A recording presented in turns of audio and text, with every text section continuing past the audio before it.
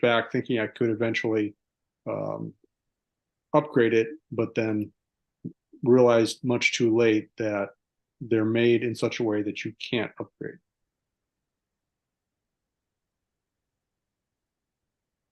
I think Richard had his hand up next. Thanks for the feedback.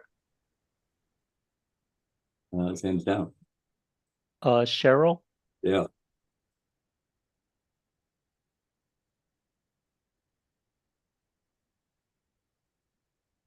Now you can hear me. Yeah, good morning, Cheryl. This has been going on for a long time, but I just wasn't important. Now it's important. It's when I go to maps and get directions, the iPhone, it doesn't matter which mode or which version it's in, I can't get any voice to happen after the first one. Sometimes I get the first voice and then and then it stops. And sometimes I don't get anything as far as talking. And you can see that the speaker is set to be, on, and I've looked in the settings and doesn't seem to be anything wrong with them. So, and I also went into the community, Apple support community, and there's really, so far, there's no answers. There was a lot of questions there, but I didn't see that there was any replies for, anyway, there might have been, but I wondered if anybody heard of this.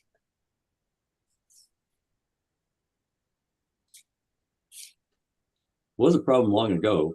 People had that problem, but sounds like it's come back again.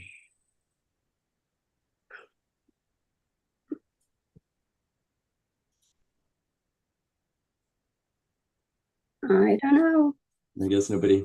Oh, Nobody has, Jonathan's muted. obviously nobody has trouble. Cheryl, just a second. So the first thing is when you're on the maps, there's a microphone button in the middle of the map when it starts, right?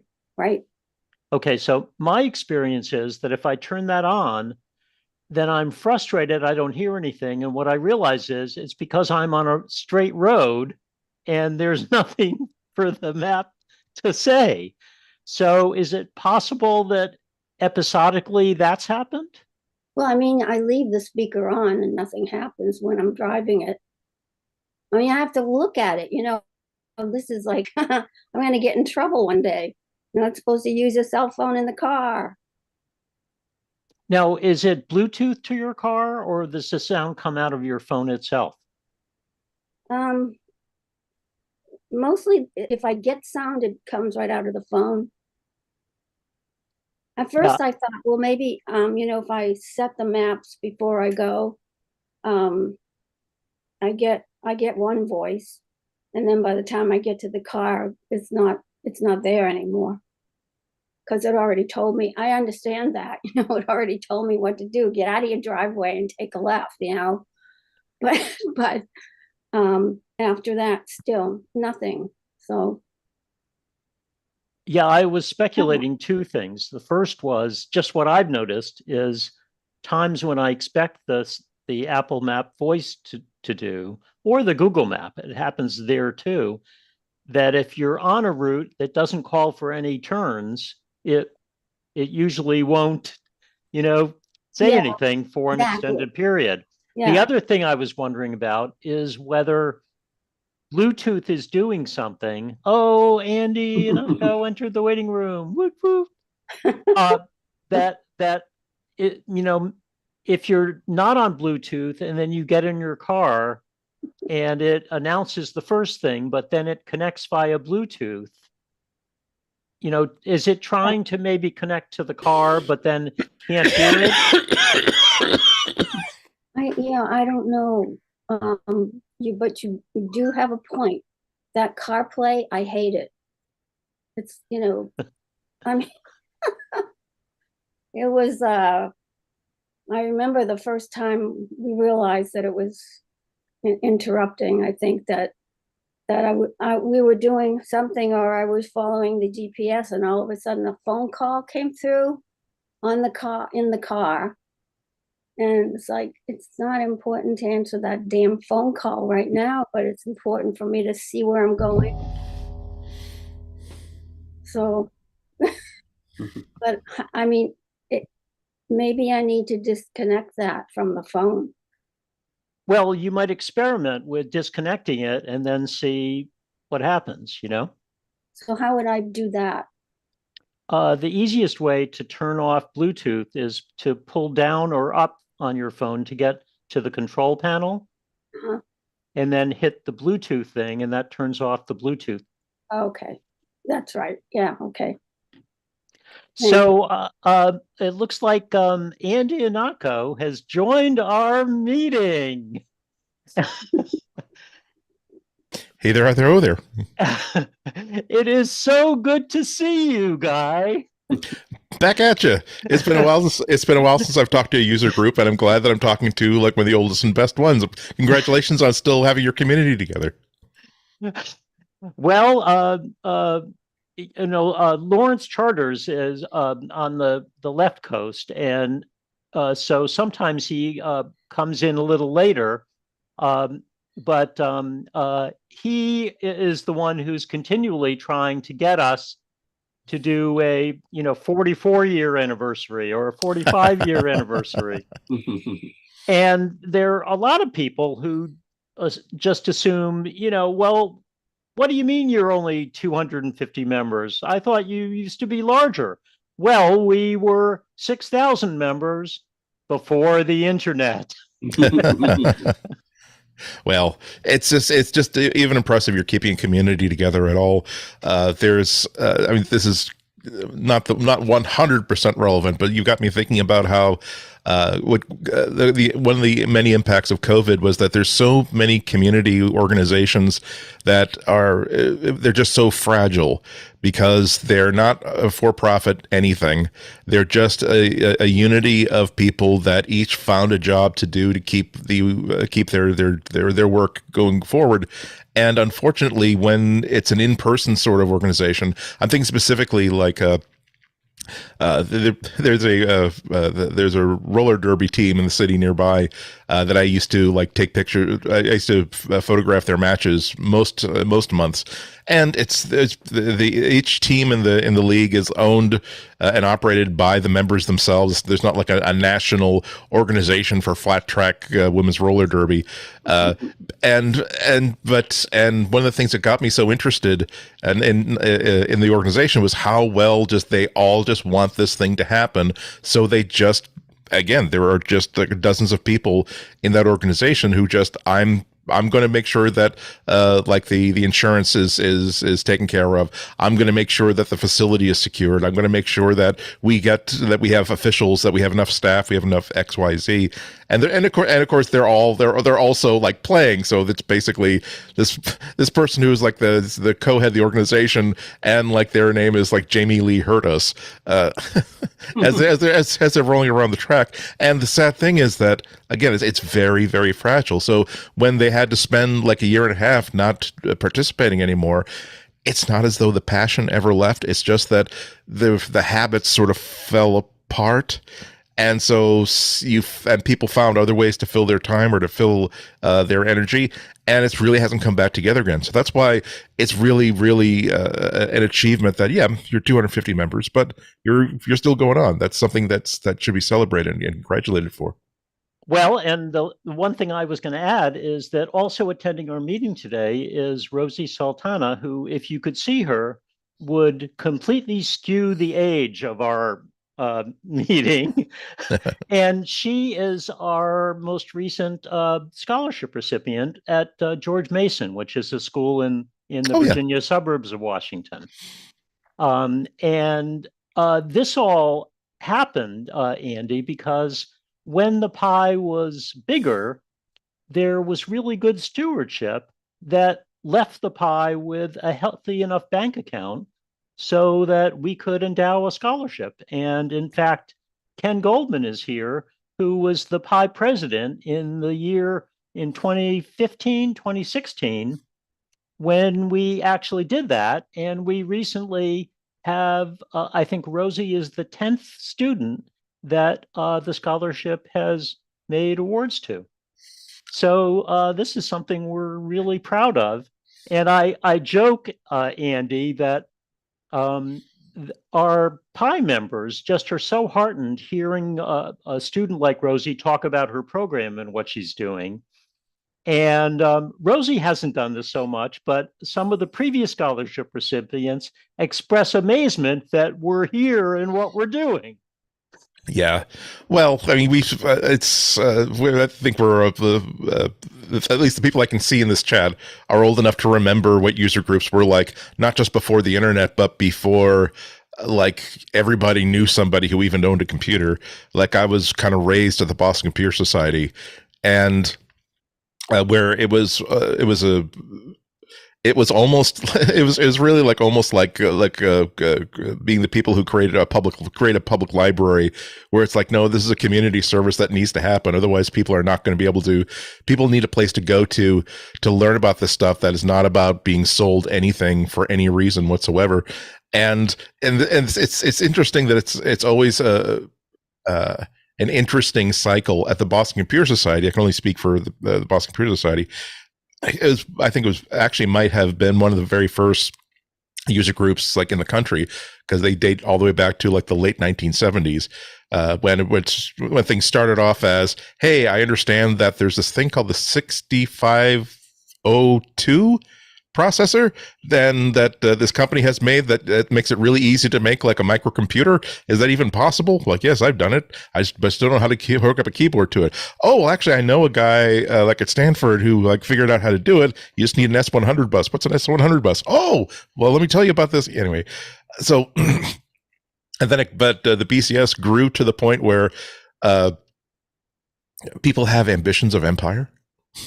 And you know, where it's like there's a reason why a lot of the organizations, companies, public service organizations, whatever, they decide to have a mission statement that they came up with in 1923, and at some point they cast it in bronze and embedded it somewhere, because if you ever get confused, you look up to this thing and saying, our purpose is to feed hungry people and make sure that people are safe, even particularly the people who are the least advantaged among us, so that when it's 30 years later and so, wow, we've got an organization of like 6,000 people, we've got all this grant money, we should have an arts foundation as well. We're going to have what now? And so, well, let's all turn and look at that bronze plaque. I don't see arts foundation. Yeah, it would be cool to put on musicals. It'd be great.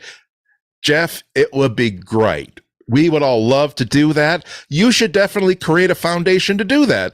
I don't see anything on that bronze plaque. So as a result, I think that sort of thing is the reason why the Boston Computer Society is a fond memory, whereas Washington Apple Pie, even if it is 250 people, there is still that mandate, there is still that interest, even if it's just 3 people huddled on a lifeboat. Companionship, empathy, and the lifeboat are important things worth preserving. So I'm glad you guys have it.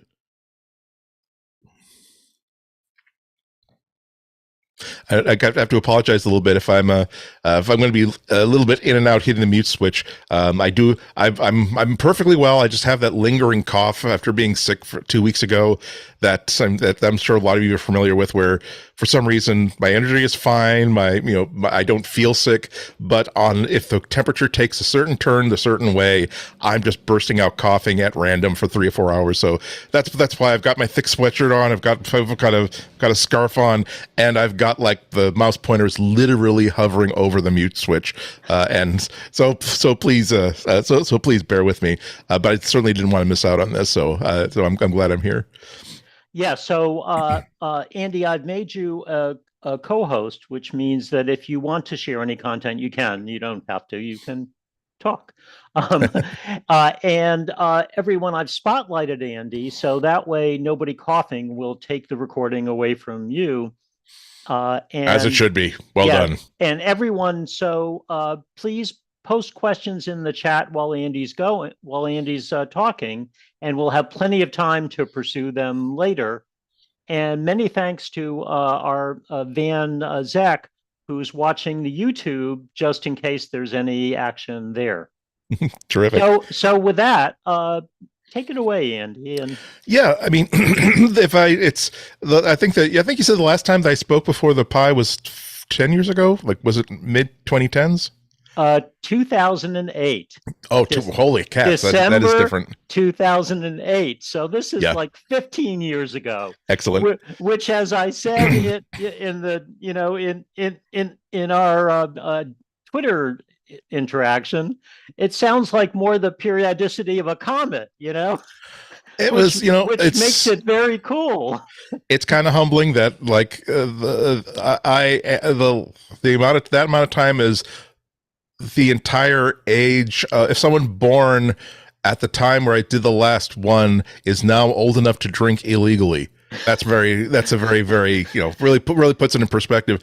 Yeah, and time does pass. There was so I'm going to talk for 10 or 15 minutes, then we'll get right to like the Q&A and stuff like that. Yeah. But yeah, it's interesting like how much everything has changed, not just with Apple, but with, on a personal area. In 2008, it was my job, such as it was mostly talking about here is technology, here is software, here's hardware, here's what's coming out, here's what might not be coming out, here's why this thing might be relevant, here's why this thing might not be relevant. Apple has this thing called an iPhone. It's not very good as it is right now. However, they keep adding features to it, and the basic idea of what they're doing is really, really good. And right now, the highest marquee thing that I do for a living is speaking on Boston's NPR station about tech news. And it's interesting that like my job is, I'm still certainly talking about like hardware and software and services, but a lot of it is, okay, so UNESCO has just released a 650-page report on how technology won and lost the battle during remote education for COVID. This is a really good topic. We should talk about that. Hey, here's this week's lawsuit. Here's this week's testimony. Here is an interesting bit of policy that's coming up that really should be discussed, because I think that this legislation, as it's being proposed, could have a really chilling effect. A, B, and C. I really do miss sometimes where it's like, what am I going to do today, Andy? Like, not read 1,000 pages of PDFs. What we're going to do instead, we're going to go to the Boston Public Library with 4 different phones and take a whole bunch of pictures so we can decide which of these cameras is actually very, very good. But things change, things get more interesting, and the nice thing about doing this kind of tech reporting is that it's kind of important not to be doing things that are necessarily helpful to trillion-dollar corporations, And speaking of trillion-dollar corporations, so we should talk about RCS chat, because that was that was a big and surprising piece of news that came up from yesterday. I'm sure you've been following this in some fashion, where Google has been pestering Apple forever to, hey, you should expand iMessage so that it's no longer a garbage messaging app when people are not talking to other iPhones, and that's always been a problem. There's the cultural problem amongst teenagers, where as soon as if all of your friends have iPhones and the 1 or 2 people in the social circle have Android phones, there's the green bubble effect, where anything that's not using iMessage as a message transport in the iPhone messaging app is in a green bubble instead of a blue bubble. And that because the entire iMessage chat has to sort of dumb down to the limitations of pretty much standard SMS text messaging, a standard which, I should remind you, first debuted during the Bush administration. George Bush Sr. That's when SMS text messaging actually debuted. That's how antiquated this thing is. It's the reason why photos that are sent get downgraded to absolute garbage. Videos have to be very, very short and garbage. Security is really absolutely non-existent. And yeah, there's certainly a positive reason for Google to have been saying, look, we're not asking you to create an iMessage app for Android. That would be incredibly generous of you, but totally unrealistic for anybody to ask of you. What we're asking is that here is like over the same organization of carriers that came up with the original SMS are now creating this new thing called RCS, which will bring so many of these modern like iMessage style features to a basically platform and software agnostic sort of standard. So yes, you will get message threading. Yes, you will get read receipts. You will get much better media. Secure. It won't be as secure as iMessage's end-to-end encryption because again, whereas iMessage is taken care of by the devices, meaning I am encrypting things on my phone, then it goes over to whatever carrier, and then whatever phone receives it, at that point decrypts it. This is done by this is taken care of by carriers, not by specifically by the phone or the software. So it can't be as secure, but it's better than not secure at all. But Apple has just been so, I think the word is petulant. Like they don't want to improve the iMessage experience at all for anybody that is not using an iPhone. And one of the great things I mentioned earlier about how a lot of my job is reading depositions and court proceedings. One of the great things about Apple getting sued and Apple suing other people is that you get access to a lot of their corporate emails. And the fun of that is that you find out that, oh, yes, Craig Federighi and a whole bunch of like very senior people had a conversation about iMessage for Android. And Craig said specifically, it feels like we would only be, if we created iMessage for Android, all we would be doing is essentially degrading lock-in for our users. Why would we help our users to extend out to Android or to switch to Android when we could just basically keep them all locked in here? That's not a good look, Craig. There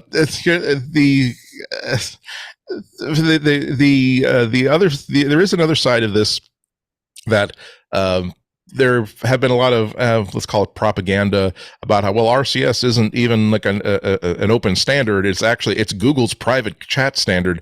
No, it isn't. It is, again, just like the SMS text messaging standard was created and is maintained and is deployed by the carriers, by AT&T, by Verizon, and all the international carriers. RCS is, again, a carrier-based thing. However, yes, Google is very much like the biggest player there because, let's face it, in 2023, if a phone is not an iPhone, it is an Android phone. And Android is the biggest mobile operating system on the planet. So if anybody's going to be able to push RCS forward, if anybody has a self-interest in making sure that the default messaging platform is as good as it can possibly be, it's Google. The other side of this is that it's not just philosophical that way. As I said, this is a service that has to be supported financially and technically by the carriers themselves.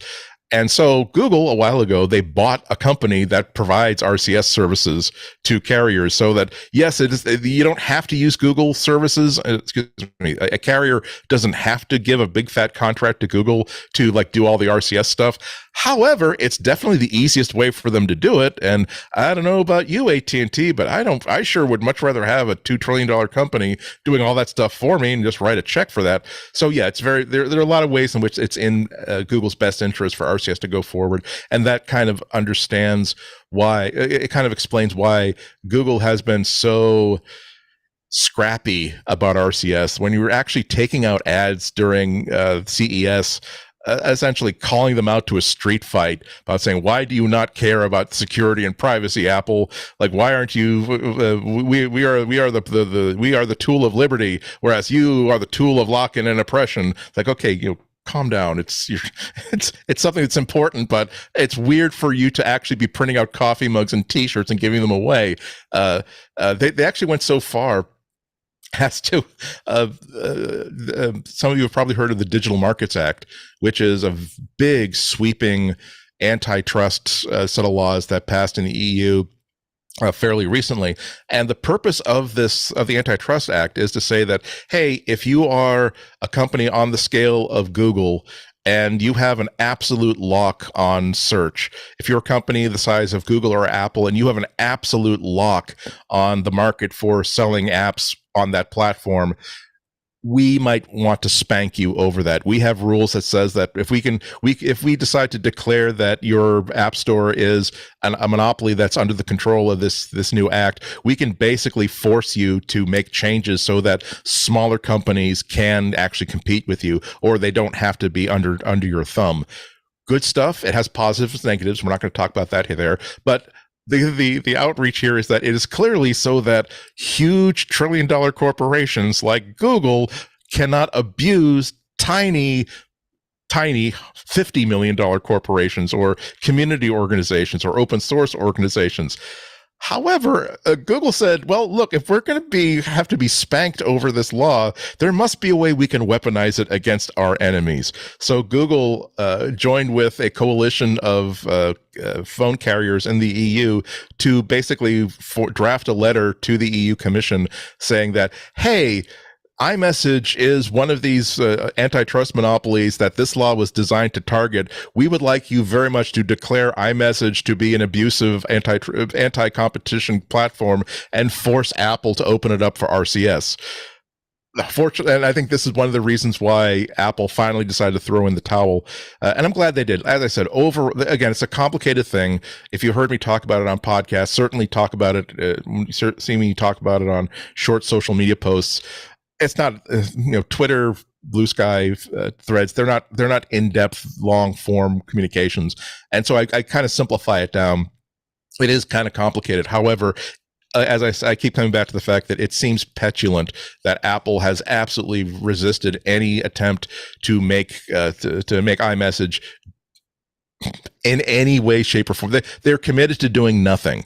Okay, not only are they doing nothing, they're committing to doing nothing to make sure that when an iPhone user talks to a family member or friend who is not running iPhone, that they get the worst chat experience possible. And that's no good, particularly when Apple is part of their marketing image is, oh, we're the people who care about privacy. Oh, we're the people who care about other people. Google doesn't care about privacy and security at all. We're your friends. They're your enemies. But again, when you have memos like what got turned up in the Epic antitrust trial, where Craig Federighi is saying, no, we want to degrade the performance for anybody who's not using an iPhone. Again, not a really good look. So I'm glad that they're making this change because again, it is a defect. It is a shortcoming of iMessage. Including RCS as a fallback is going to be something that improves the experience for all iPhone users everywhere. And again, there's been a lot of fear, uncertainty, and doubt and propaganda against this. No, they're not. Apple is not going to throw out iMessage and create a degraded experience just so that Android users can have the exact same experience.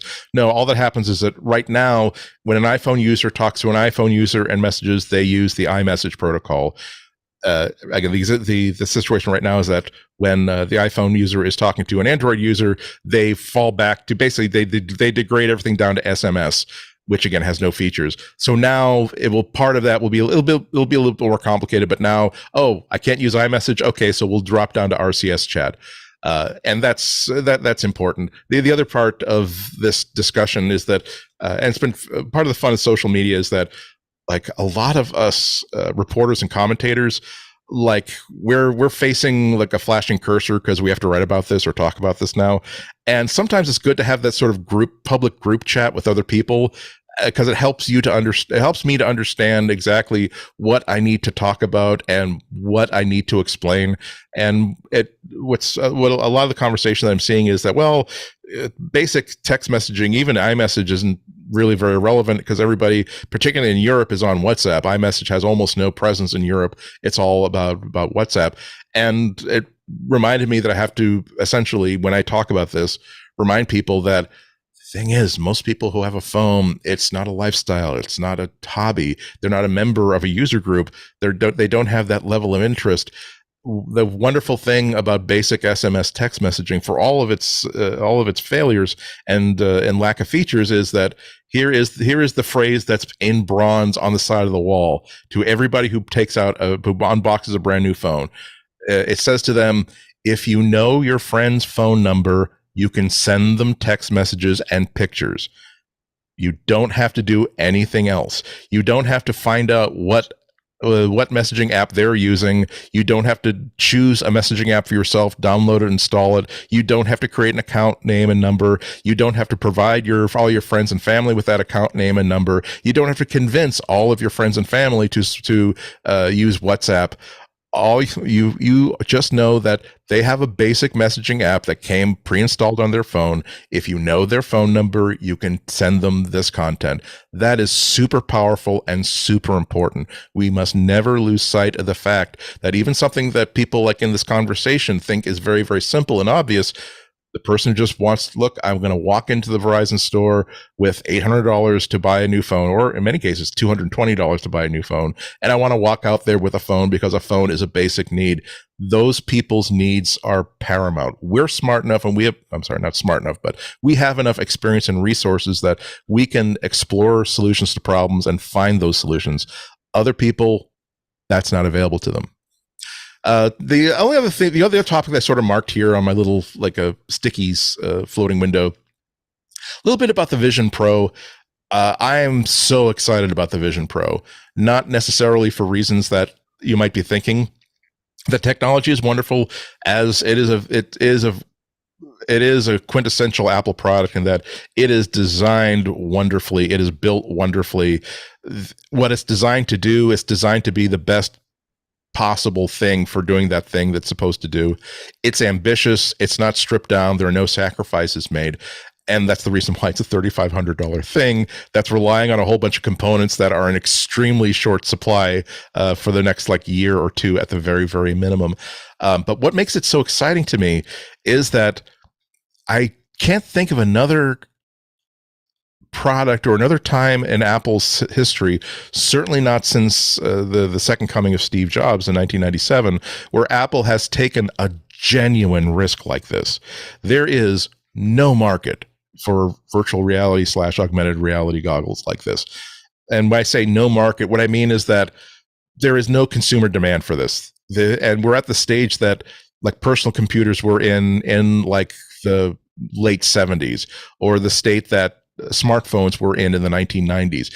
People who have a specific interest in this area, people who are tech nerds, people who have a specific problem that can be only solved by having a personal computer on your desktop, by having a smartphone that has a little keyboard that you can type things on it. There are solutions for those people there. They're not great, but they were there. It took a phone like the iPhone and the BlackBerry to be the mass market consumer device that made lots of people think that, wow, this is relevant, this is important, I'm willing to get this and sort of learn about it.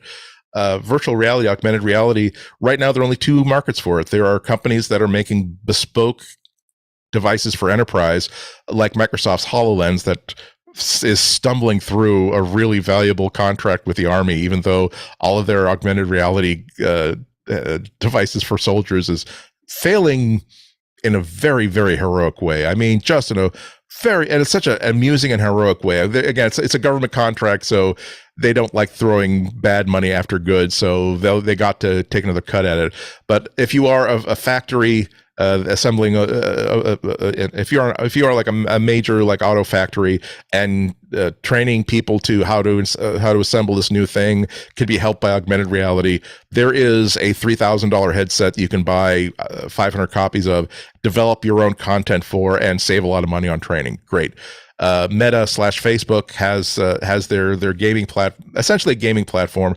Their new the Oculus is not what the Vision Pro is trying to be. It is very much the Android to Google's iOS. It is very much the Windows to Apple's Mac. And we all know exactly all the negative stuff about this. The positive stuff about this is that, hey, what if I don't have $1,300 to spend on a laptop? What if I want something wonderful that costs $800? Apple's not going to help you there. What if I don't necessarily want to buy into Apple's specific vision of what a phone should be? What if I want something different from that? Again, Apple's not going to help you there. The great thing about Meta's headset is that it's good. It's not great and it's not ambitious, but it's good and it's affordable. For between $500 and $800, it's still going to be outside of the reach of people who are going to ask for a really good reason to buy one, but it's a very practical thing. A lot of people are willing to roll the dice about it, not just for all the games that have been developed for it, but also because particularly this new one, it's more, Meta has done a lot of work to make it very, very useful as a quasi productivity thing where, yes, if I want to have like a web browser, if I want to have some application windows, I can have virtual displays in my field of vision. Interesting. So what's Apple trying to do here? We don't know.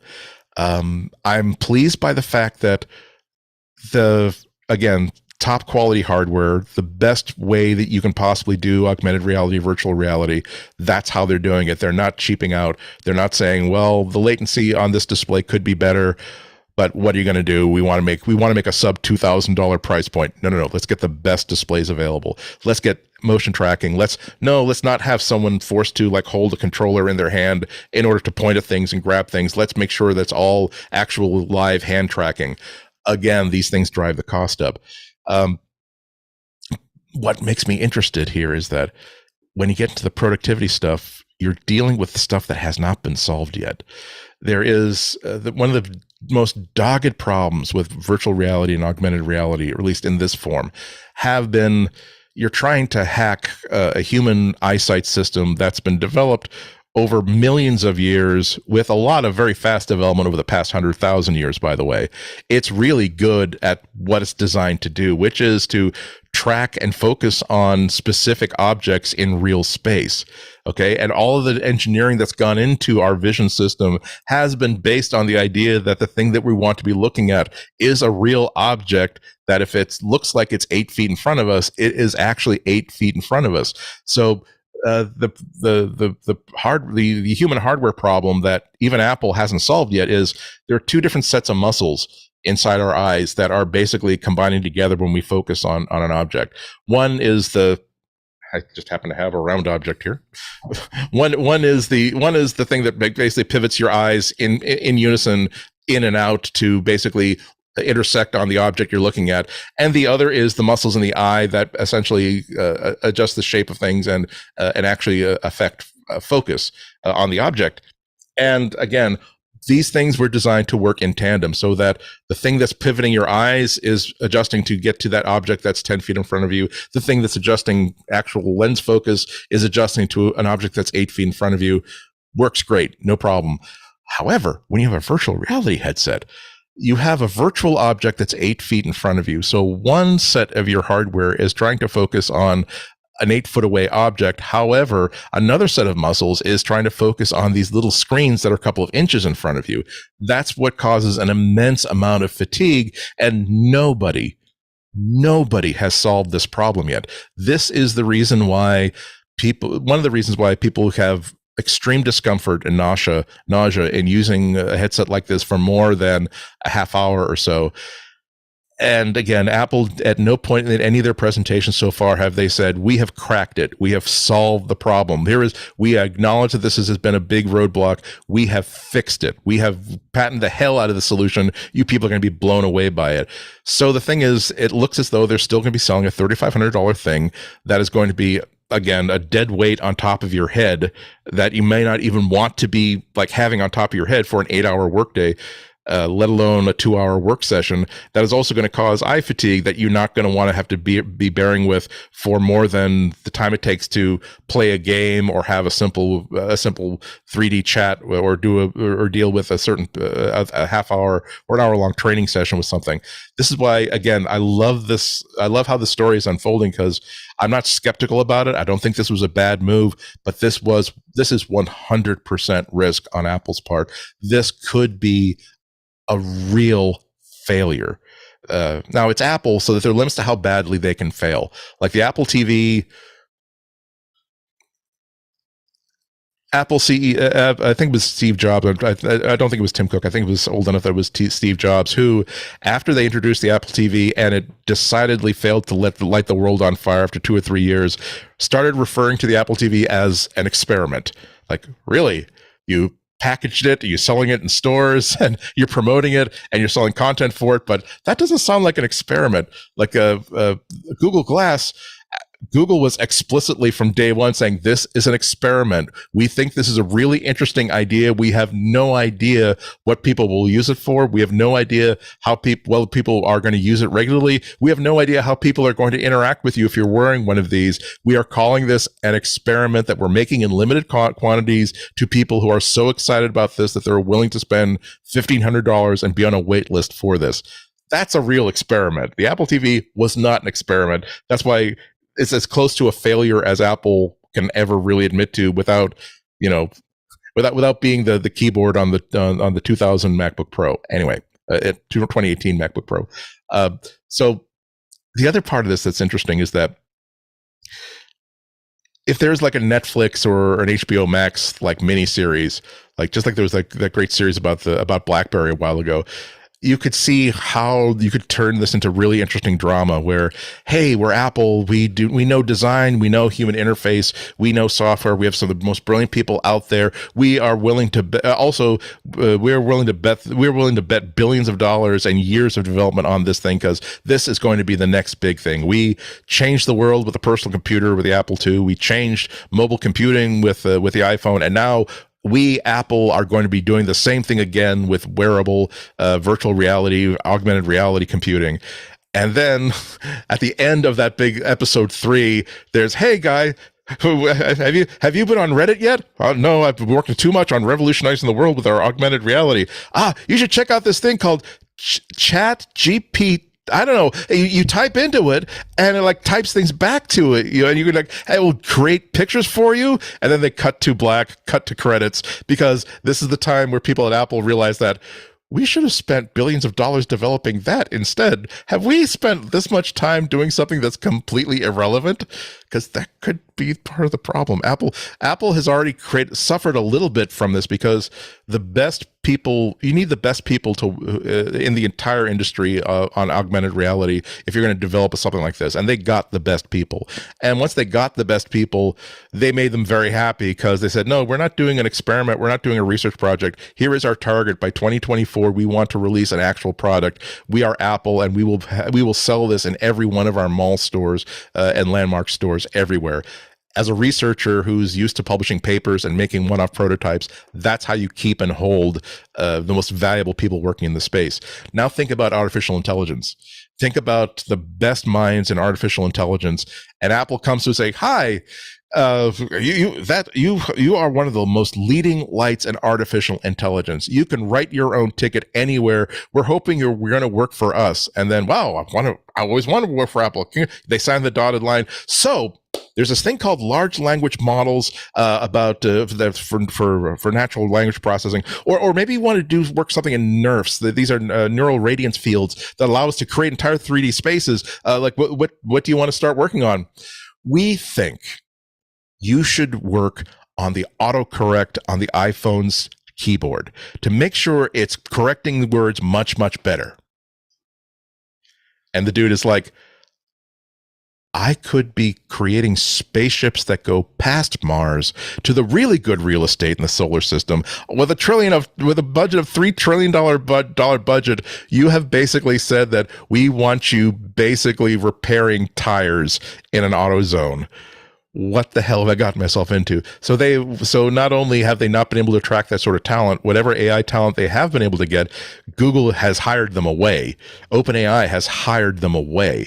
So this is a really, really interesting thing. I should wrap up so we can get to like Q&A and stuff like that. But I have to also think, though, maybe it's not a terrible thing that Apple got caught with their pants down on artificial intelligence, because Google, I think, is absolutely the company to beat here, because they've been working on this as a foundational thing for 8 years now. I mean, as a public foundational thing. Like in 2016, the CEO at the big developer keynote said that we are an artificial intelligence company. We are putting an immense. We believe that the future of the company is in artificial intelligence. They were showing off large language models before it was a buzzword, and they were doing it at a very slow and responsible pace as well. Every single time they would talk about a new development in their development of large language models and things like that, it would be, here is a demo of a little app we wrote to sort of experiment with it. We will not be releasing this to the public because we don't know. We need to trial it first and figure out how good the results are. Very, very slow in studies. They've been putting this work in for much longer than 10 years. However, and they did have to like race when OpenAI sort of basically let all the bats out of the room, and now we're all chasing bats desperately. OpenAI has to keep releasing products faster than they can determine if they're important or not. Faster than they can determine if they're safe or not. And they've been creating a lot of really, really huge problems as a result. So what I'm getting at is that Google and AI are out the door very first with some really impressive and useful tools. However, because a lot of OpenAI tools particularly are pretty dangerous, there's a big, serious international and multi-party push to regulate artificial intelligence, to say that there's fundamental things like, you know what, personally, I don't think that training an AI model with copyrighted material was necessarily a bad thing. There's that's one of those really interesting policy discussions that I enjoy a lot. Like, again, if I as a writer, I was hugely influenced by Douglas Adams as a teenager, and Douglas Adams was hugely influenced by P.G. Wodehouse. I read everything that Douglas Adams ever wrote. Douglas Adams wrote everything that P.G. Wodehouse ever wrote. We are analog meatware, artificial intelligence, large language machine training models, and up to before OpenAI again let the bats out of the room, we would have said that, well, you know what? It's nice that Douglas Adams acknowledged the influence of P.G. Wodehouse. The influence of P.G. Wodehouse is obvious to if you've read any of his stuff. But you know what? No, of course he doesn't owe any money to the P.G. Wodehouse estate. How do you put a dollar amount on original content that was done by learning and appreciating the quality work of someplace else? I think that we're at the point where we realize that no, this is starting to become a runaway thing. It's a bad thing to be able to create work that competes with creatives, particularly creative artists, and pretend that, yes, we have proof that you were programmed with every single cartoon that I, as a professional and successful cartoonist, ever did. And if someone says, hey, I want an editorial cartoon that looks like this guy's work or this woman's work, that's a bad thing. So what I'm getting at is, again, it's hard to talk, be informative, and also be repressing coughs. So I'm sorry. So I apologize if I'm a little bit drifty here, but so I don't think it's ridiculous to think that at some point there's going to be international legislation that says that Google AI, wow, these chatbots are amazing. These large language models are amazing. This next thing you work on, Google Gemini, it looks like, but you're gonna have to throw out all of it because it's now going to be illegal to use a large language model like that. You're going to have to pay and license every bit of data that was ever trained for this. So see in 5 or 6 years, whereas Apple can now be building their own AI products or their own AI features that are compliant or at least hesitant about what could be limitations in the future. So this is why I say that even just as someone who likes to be entertained by events that I'm not going to be paying for personally or career-wise, it's really cool to see how this is playing out. I'm skeptical about the Vision Pro. I'm very, very hopeful for it. I'm excited about it. I think it's going to be 2 or 3 years before it's going to really work out as something that is relevant. And I will also admit that my prejudice is that I'm really excited when I see something like the $3,500 Vision Pro. I am super excited when I see a $120 smartphone that is at least 70% as good as any flagship phone, because that $70 smartphone also is an immense investment in research and sophistication and technology. And it means that way more people are going to have access to the power and the freedom and the abilities that a good smartphone create. Vision Pro is great, but I'm blown away by the fact that smartphones are now cheap enough that a government can simply give you one for free with a data plan if you are economically disadvantaged, to make sure that you are not left out of a very important part of our society's infrastructure and society. Thank you for letting me bloviate. Let's talk about questions and chat. Thanks so much, Andy. Yeah, why don't we start in the chat, and then Pi members, raise your hand if you'd like to engage Andy directly. Andy, do you just want to look at the chat, or do you want me to? Sorry, I didn't. No, it's up to. I can do that. Yeah, why don't you pick up ones that you think are good? Because again, you know your audience better than I do. Actually, with 250 people, you might know them personally. I'm joking.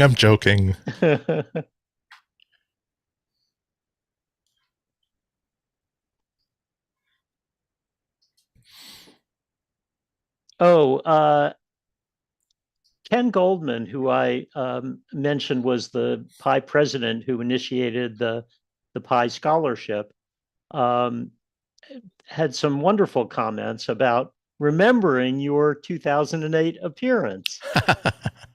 He says, the last time Andy spoke was at my very first Apple Pi meeting. I had just recently bought my first MacBook. Nice. And Mary Dodd says, I remember Andy had on clothes that had many pockets in which to hide several electronic items. Hey, internet pants. Yes, I was. I don't. I pity a lot of the people who. I certainly don't pity Generation Z for like their youth, their vitality, their optimism that has not been beaten out of them yet. However, it is so much fun to see how things have changed through the world. I think I was probably talking about internet pants because these pants that I discovered, I still buy them. A company called 501 Tactical are the first piece of clothing I bought on the internet. I was super excited.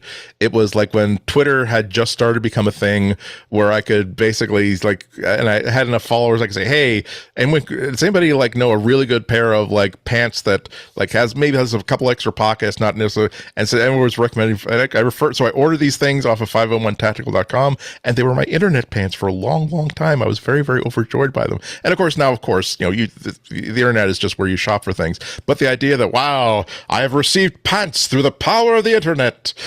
Hundreds of thousands of years of technological development have led to this. Pants. Well, I actually finally laid hands on. Oh, maybe I could quickly share it. Let's see if I can find it.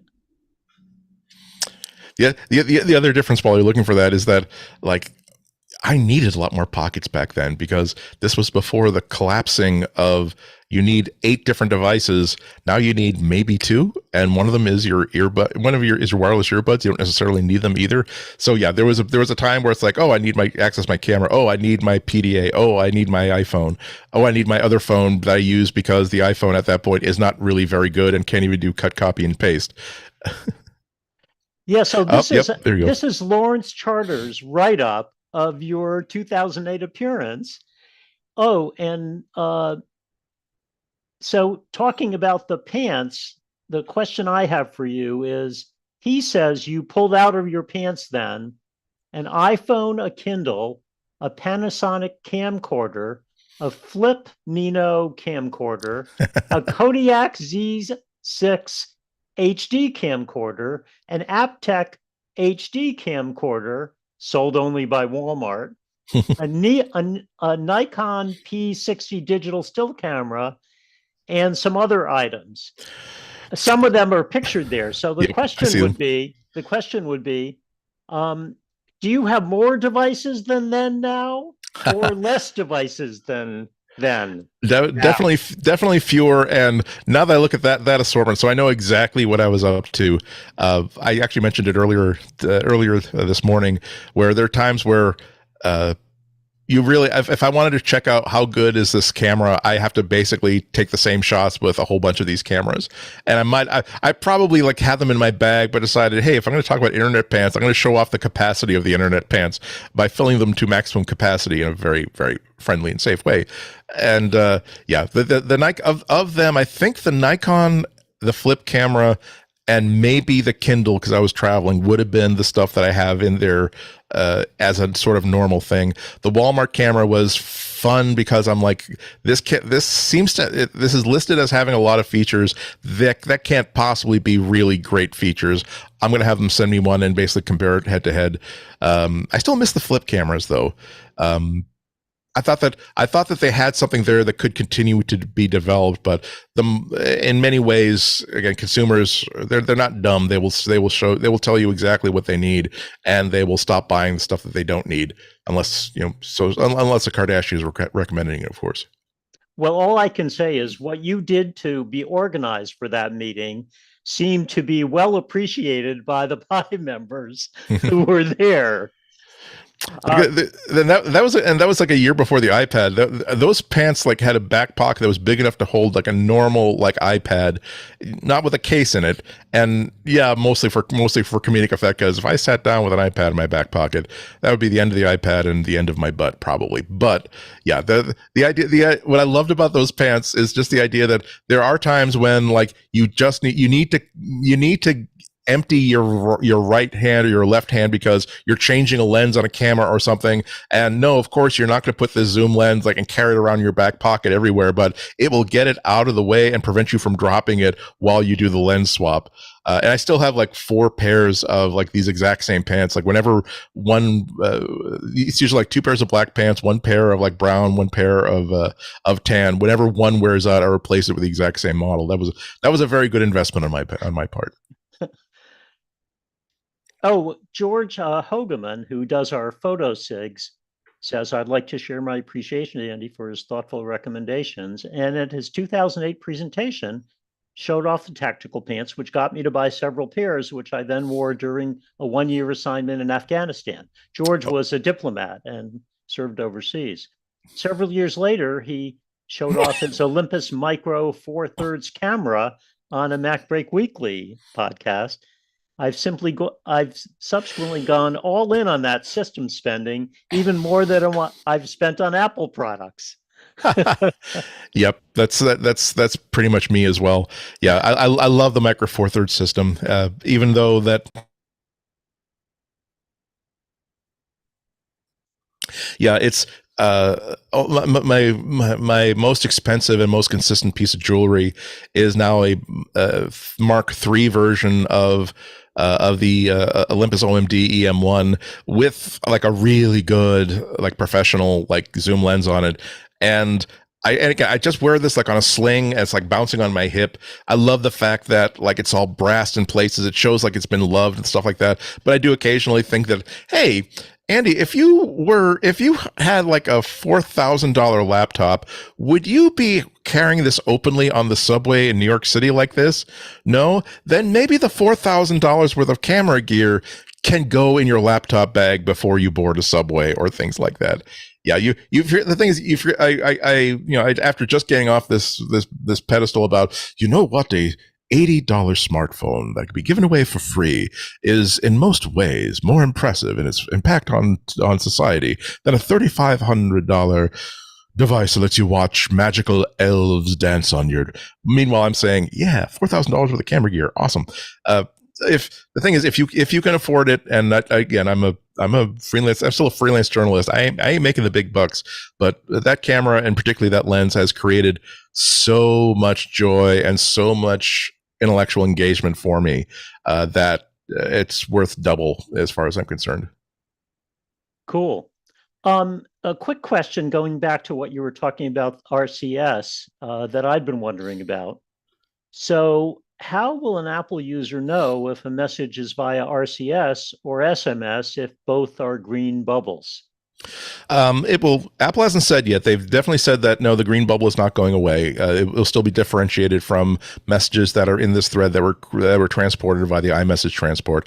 I do think that's a good play. I do think that's important. People need to know the characteristics of how they're communicating with other people. And like I said, iMessage is going to be more secure probably than anything that Apple implements through RCS or really any other Android RCS format system. Don't know how they're going to say SMS versus RCS. I think that they would be on my Android phone. There is a little sort of like subhead, little bit of a little caption underneath that basically says SMS or RCS, so that you know what kind of conversation you're having with somebody. I imagine that Apple will do something kind of similar. I don't know how they're going to implement that. Apple is very design focused. The obvious thing might be to, again, put that little sort of asterisk in tiny letters. Oh, SMS. Oh, RCS. That might be the most obvious thing, but there will be almost virulent debate about that. Just looks ugly. That clutters up the display. There must be another way we can do this. So something as simple as if the green bubble looks like it's in 3D and glossy like everything else, then you're using RCS. If it's flat and it looks like basically strained peas, then it's SMS.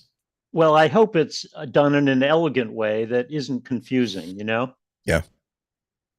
Let's see, what else? One thing I was thinking about when you were talking about Apple and Google was an expression I once heard of co-opetition, which is cooperation and competition.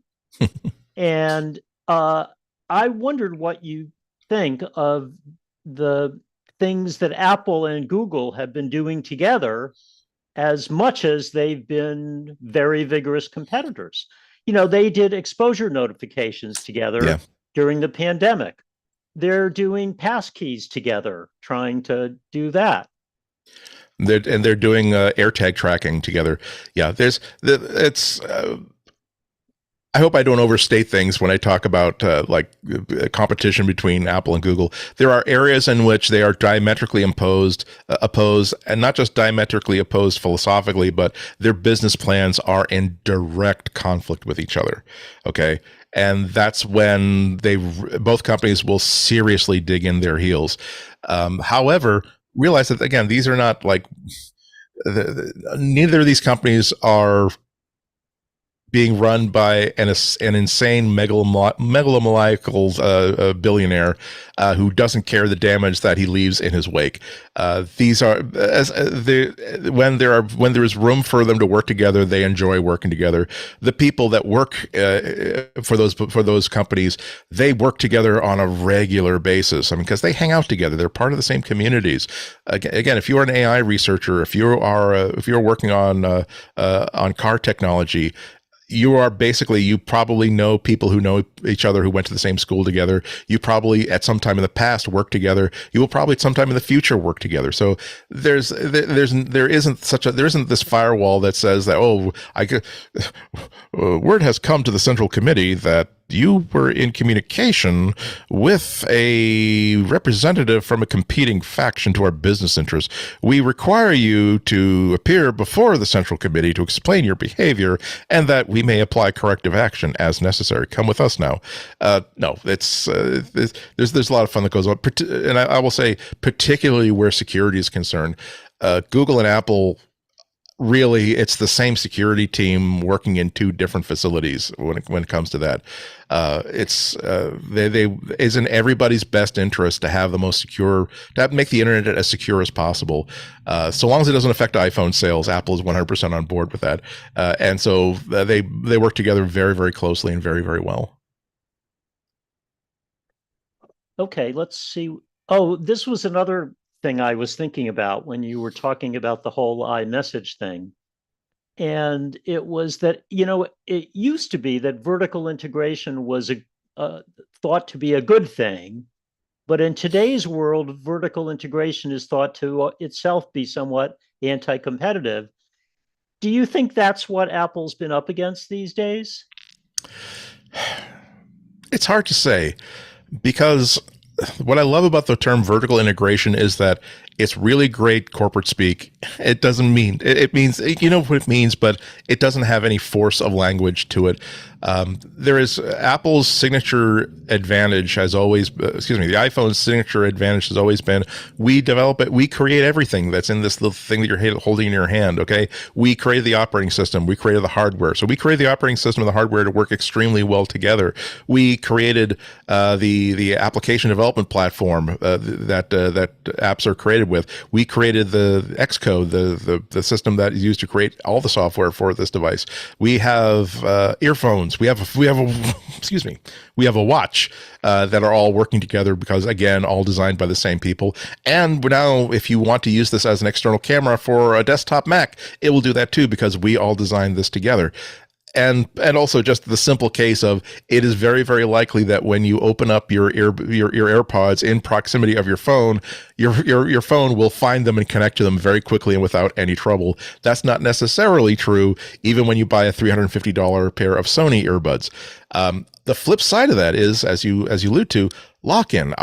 What are you doing that creates opportunities and solves problems for the user versus what are you doing to essentially make it really hard or to really discourage your customers from buying a competing product of any kind?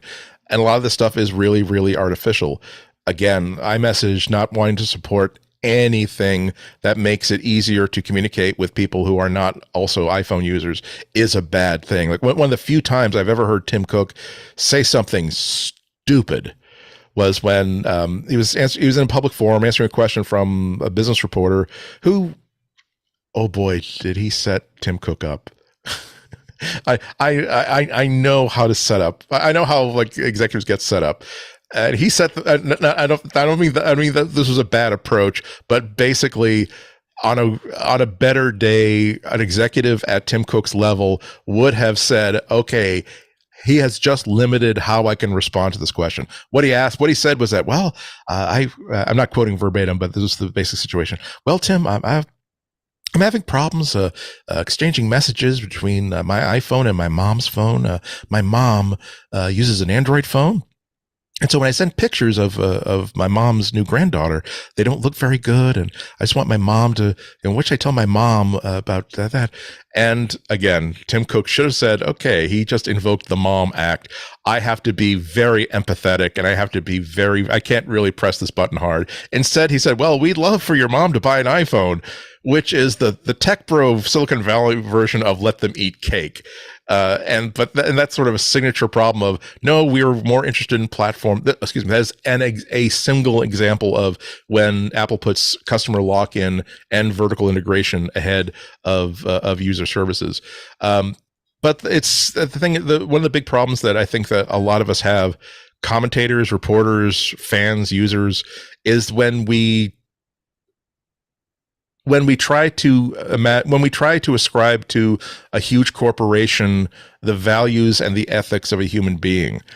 That doesn't happen. It's a corporation. It does not have ethics or values, and that's not an attack. I'm simply saying that this is not a human being has ethics. A human being has values. A human being has the power of empathy. A corporation does not. A corporation follows a very complicated calculus in which empathetic humans might throw in with some of those values, but a lot of things go into that. So when Apple tries to say that, oh, well, we are interested in people's security because we don't want people's privacy to be violated, again, that's a facing forward empathetic response. In fact, when that sort of thing is going to affect sales, not so much. Google had this big, as I said earlier, huge campaign about why are you allowing degrading the messaging? Why are you letting Apple children in high schools to be ostracized by having green bubbles, by making it very, very plain that they don't have an Apple? Oh, for shame!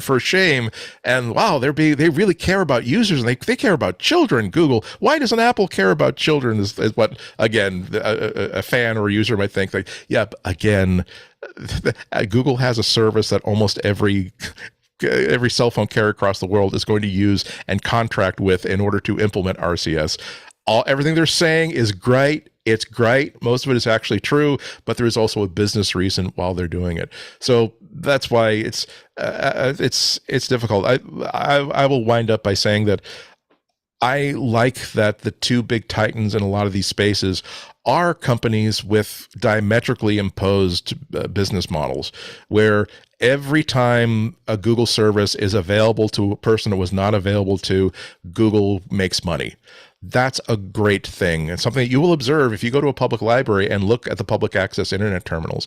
You will see people who don't have access to the internet, don't have a computer, may not even have a home address, who can find out how to get their VA benefits, who can look for job listings, because Google is basically saying they're making money off the presence of that person using Google search. They don't have to sell them an $800 or $3,500 anything in order to help these people out. Meanwhile, Apple on the other side is they don't make any money by compromising your privacy. They can actively say, you know what, we're not only are we not going to collect any information we don't absolutely need, but we are going to incrementally make it harder and harder and harder for other corporations to see your personal information or track you using our devices.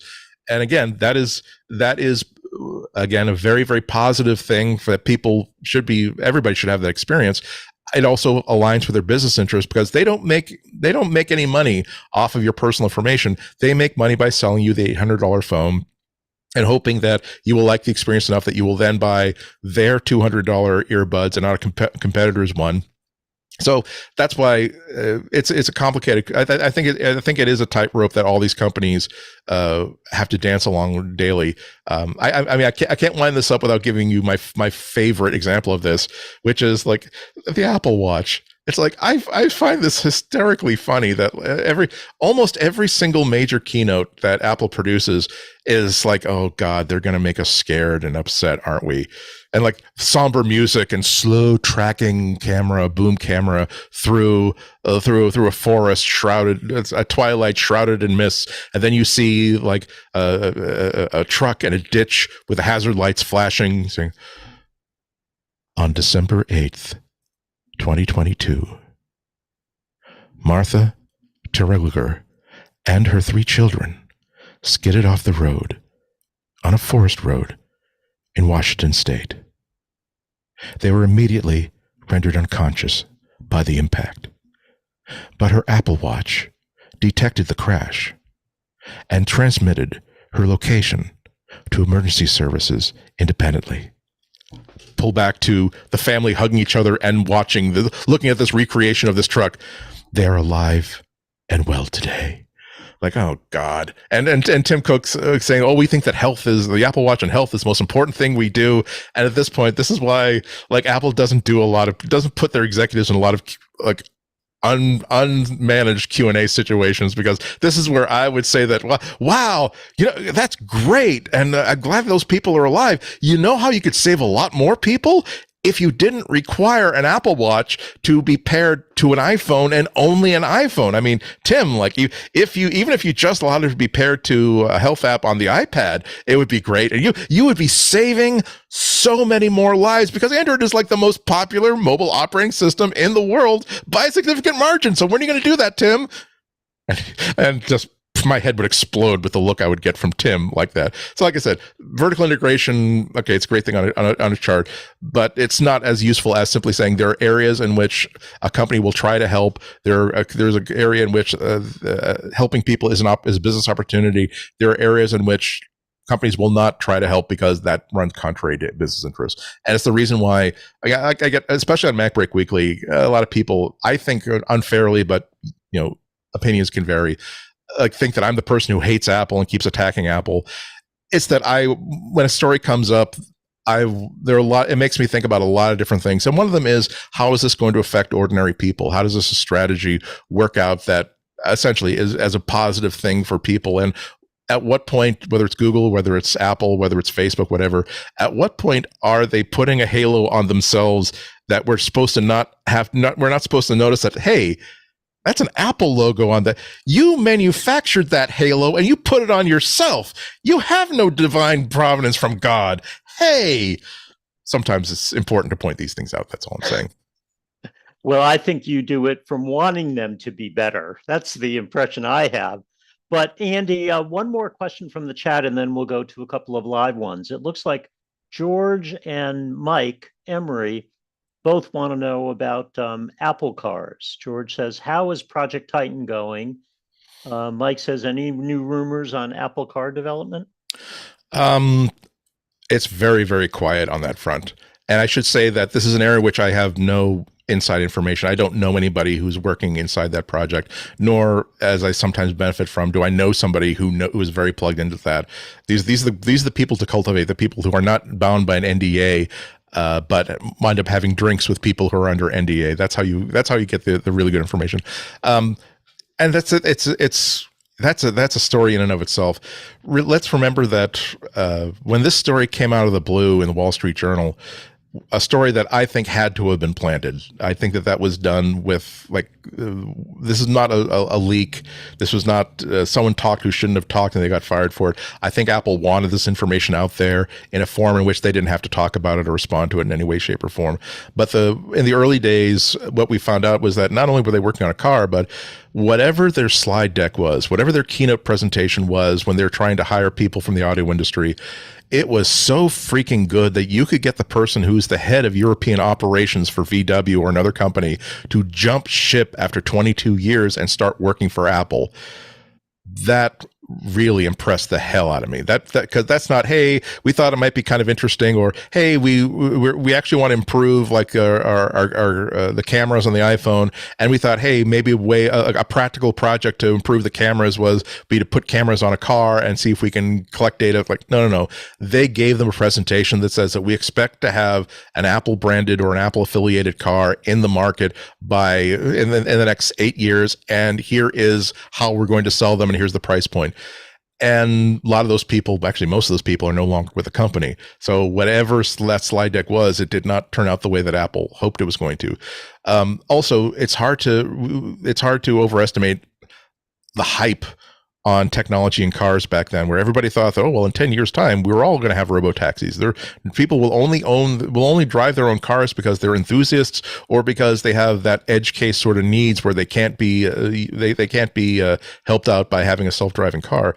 And we have found out that since then that, boy, I think a lot of you know what Zeno's paradox is. It's the idea that you will never, ever, ever walk across the room and reach the wall of the opposite wall of the room, because first you go halfway from where you're standing to where the wall is. You're halfway there. Great.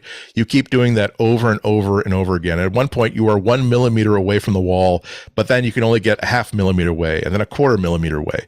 I often think of this a lot in the development of technology, where usually the stuff that if I want to create, if Apple wants to create a high-tech car, particularly one with self-driving capabilities, we need to get to 100 points to make that actually work and get that on the market. To get from 0 points to 50 points, that's one step. That's easy. That's amazing. That's how you show your prototype to, again, a senior executive at VW and show them how much you've accomplished. Then your next step, you get 25% closer to the end. And it still looks really great. And every incremental step, you get halfway closer, but now you are down to the 1% of problems that you now realize this could be completely unsolvable. We need 100% in order to turn this into a product. And we have no idea at this point how we can solve this. We're seeing this with GM's Cruise program, where they pulled all of their autonomous taxis all across the country, because it was underperforming, to put it nicely, in San Francisco and other operating places. Waymo from Google is doing they're actually doing very, very well, possibly because they're being way more conservative than GM ever was, but they're still facing a lot of the same problems, where yes, it looks good. It's a great demo, even though they've got like I can't remember how many cars they have, 100 and something cars, I think, at San Francisco. I could be way off, but that's the number that comes to mind. And wow, it really does pick people up and drop people off, and it's great. And they take the money, and it's safe and all this sort of stuff. But behind the scenes, there is a human intervention for something like every 4 miles in which it operates. Okay. There is always human beings at a control center that are observing everything that happens and can intervene whenever the car reports back that, hey, I'm confused. What do I do now? And the fact that it seems as though nobody has succeeded in creating software that can just drive. The reason why Google's cars work so well in San Francisco is that it's been spending years now mapping and remapping San Francisco. It knows that city on lock. It knows every street, every turnoff, every nook, every cranny. Its AI has been custom tailored through all this experience with exactly how people drive in San Francisco.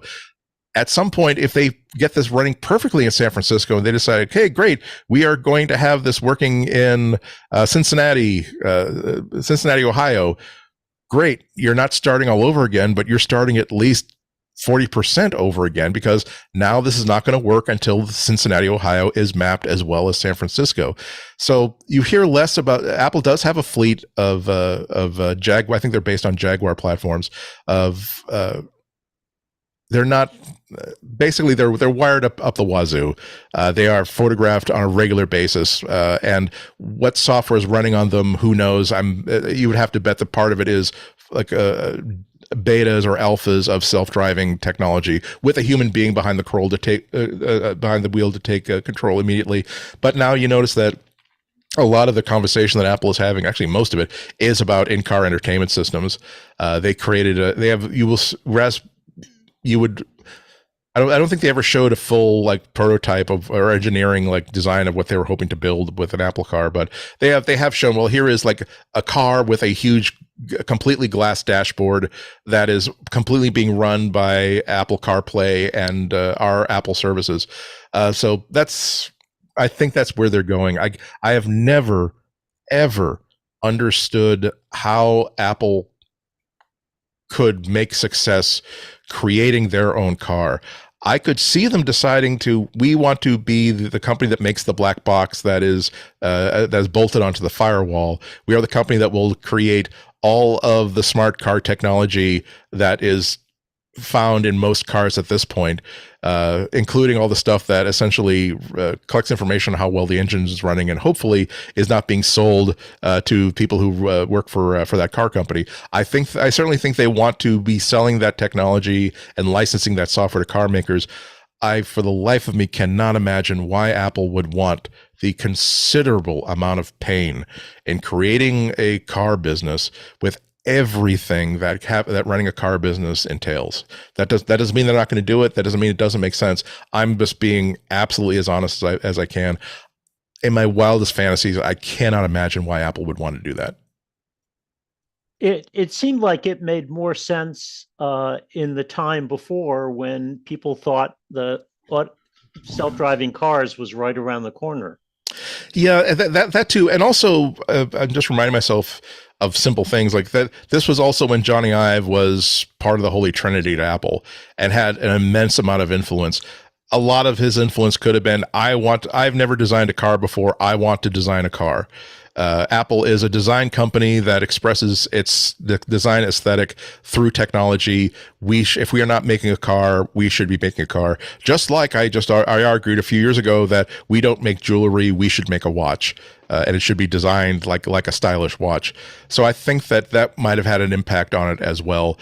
Now that Johnny Ive is no longer there, now that Apple is, thank goodness, starting to recede from most of the really horrible excesses that quote Apple design unquote has inflicted upon users, I think that's another reason why Apple might have lost interest in creating an actual, hey, get the new Apple car. I think there's a lot of things at play here.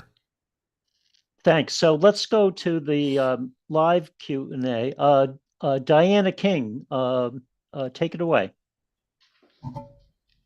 Okay, well, Andy said way back in the beginning of this presentation that he was interested in reactions to the old RCS thing.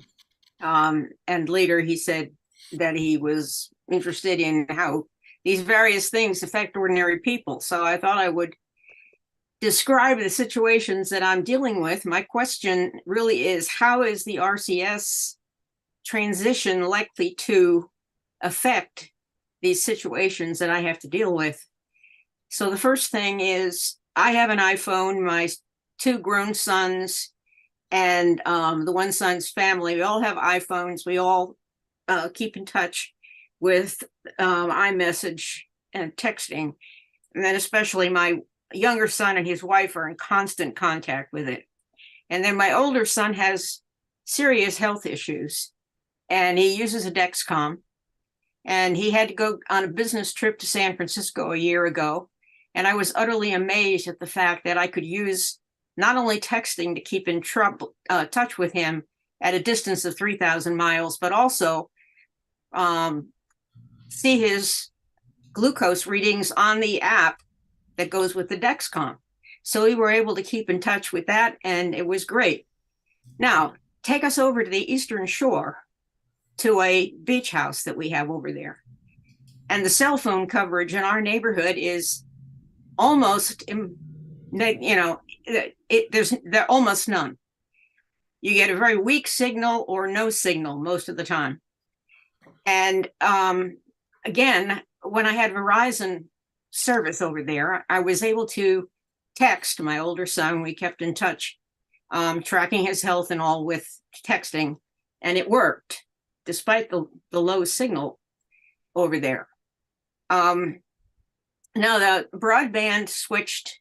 I mean, Verizon and AT&T both have towers, or they share a tower, and they claim they have coverage, but they don't. Now, Spectrum, Charter Spectrum, got the contracts for broadband service over there. So now that service is in place, and it's mostly a cable type service. So that's fine, and that helps, but it doesn't help the cell signal. And we still have this issue of now. So I was told, well, just turn on Wi-Fi calling. I should mention, I switched to a Cox phone because Cox is the provider in this part of Virginia. And then over on the Eastern Shore, I was not getting a consistent signal that I could use for texting my son. So I was told to turn on Wi-Fi calling, but turned out Cox didn't have it at that point. Now they do. I just checked this morning, and apparently they have implemented Wi-Fi calling also. So that may get better. But now I have another friend over there that I depend on a lot for the maintenance on the place that we have over there. And all she uses is to keep in touch is Facebook Messenger. So we communicate through that, or the good old-fashioned phone. So now I have all these things going on. I have people that use Google as well and have Android phones. And I have this Facebook Messenger situation and the situation with a Cox phone and texting or Wi-Fi calling. And I want to know basically, and this is, crystal ball gazing, but how are all these different things going to be affected by the transition to RCS? Is this going to even everything out and make it all work better? Or am I still going to be dealing with these differences from one service to another? I think that you're still going to be dealing with a lot of problems because RCS coming to iMessage isn't designed to address the problem, the very serious problems that you're talking about. And thank you very, very much for coming in, because that reminds me of exactly how important some of this infrastructure actually is. We all know how annoying it is when you can't get signal because, oh gosh, my train is late. Here is a technological entitlement. There is a commuter rail station like within walking distance of my house, but it has terrible like cell reception. And so I'll be waiting for my train, and like, oh man, I can't update Instagram. Okay, that's a really terrible. Mankind is born into suffering just as surely as the sparks fly upward. Read your book of Job, Andy. But the real problem are people like you who are like, this is a transport to keep people healthy, to keep people safe, to keep people alive. If my loved one has a medical emergency, and it's so bad that we've got a service that simply has a live, active, intrusive monitor implanted that says, okay, sugar has just absolutely plummeted. I'm not even going to wait for you to touch a button on the watch. I am calling emergency services right now, and I'm transmitting information to all of your loved ones who are emergency contacts, because you're going to drop and not be able to help yourself very, very soon.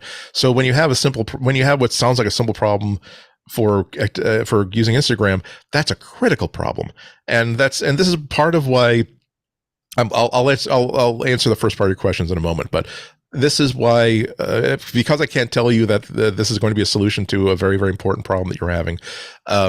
This, one of the reasons for the state of affairs that you're in is because broadband companies and mobile access companies have been relentlessly underreporting coverage in the entire country. Okay, they are required by the FCC to produce broadband maps that says, here is cell phone coverage, here are areas that are underserved.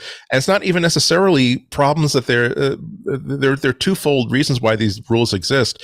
A, so that when a company like Charter, when a company like Verizon, whatever, makes promises to extend mobile data and mobile voice coverage to more parts of the country, that we can actually check to see if they're actually accomplishing this. Some of it is simply saying, look, you're not responsible. We're not even going to hold you responsible. We just need to know that there is this region that is being underserved so that we can direct more of our agency's resources to creating more infrastructure there for people. And they have been consistently not underreporting, but lying about this stuff.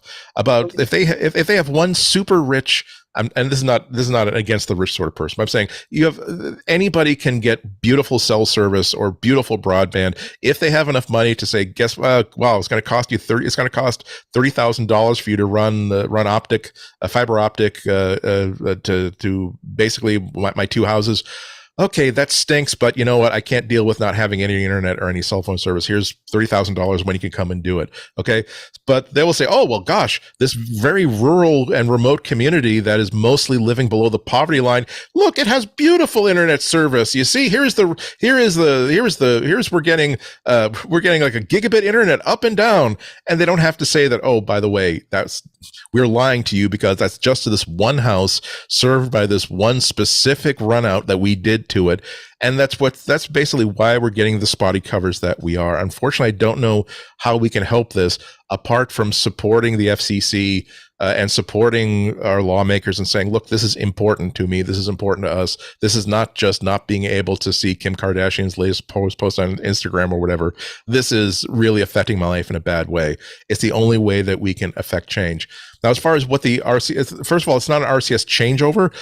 This is simply like there is a box of tricks inside iMessage, SMS, standard messaging, and multimedia messaging are two standards that are in the box of tricks right now.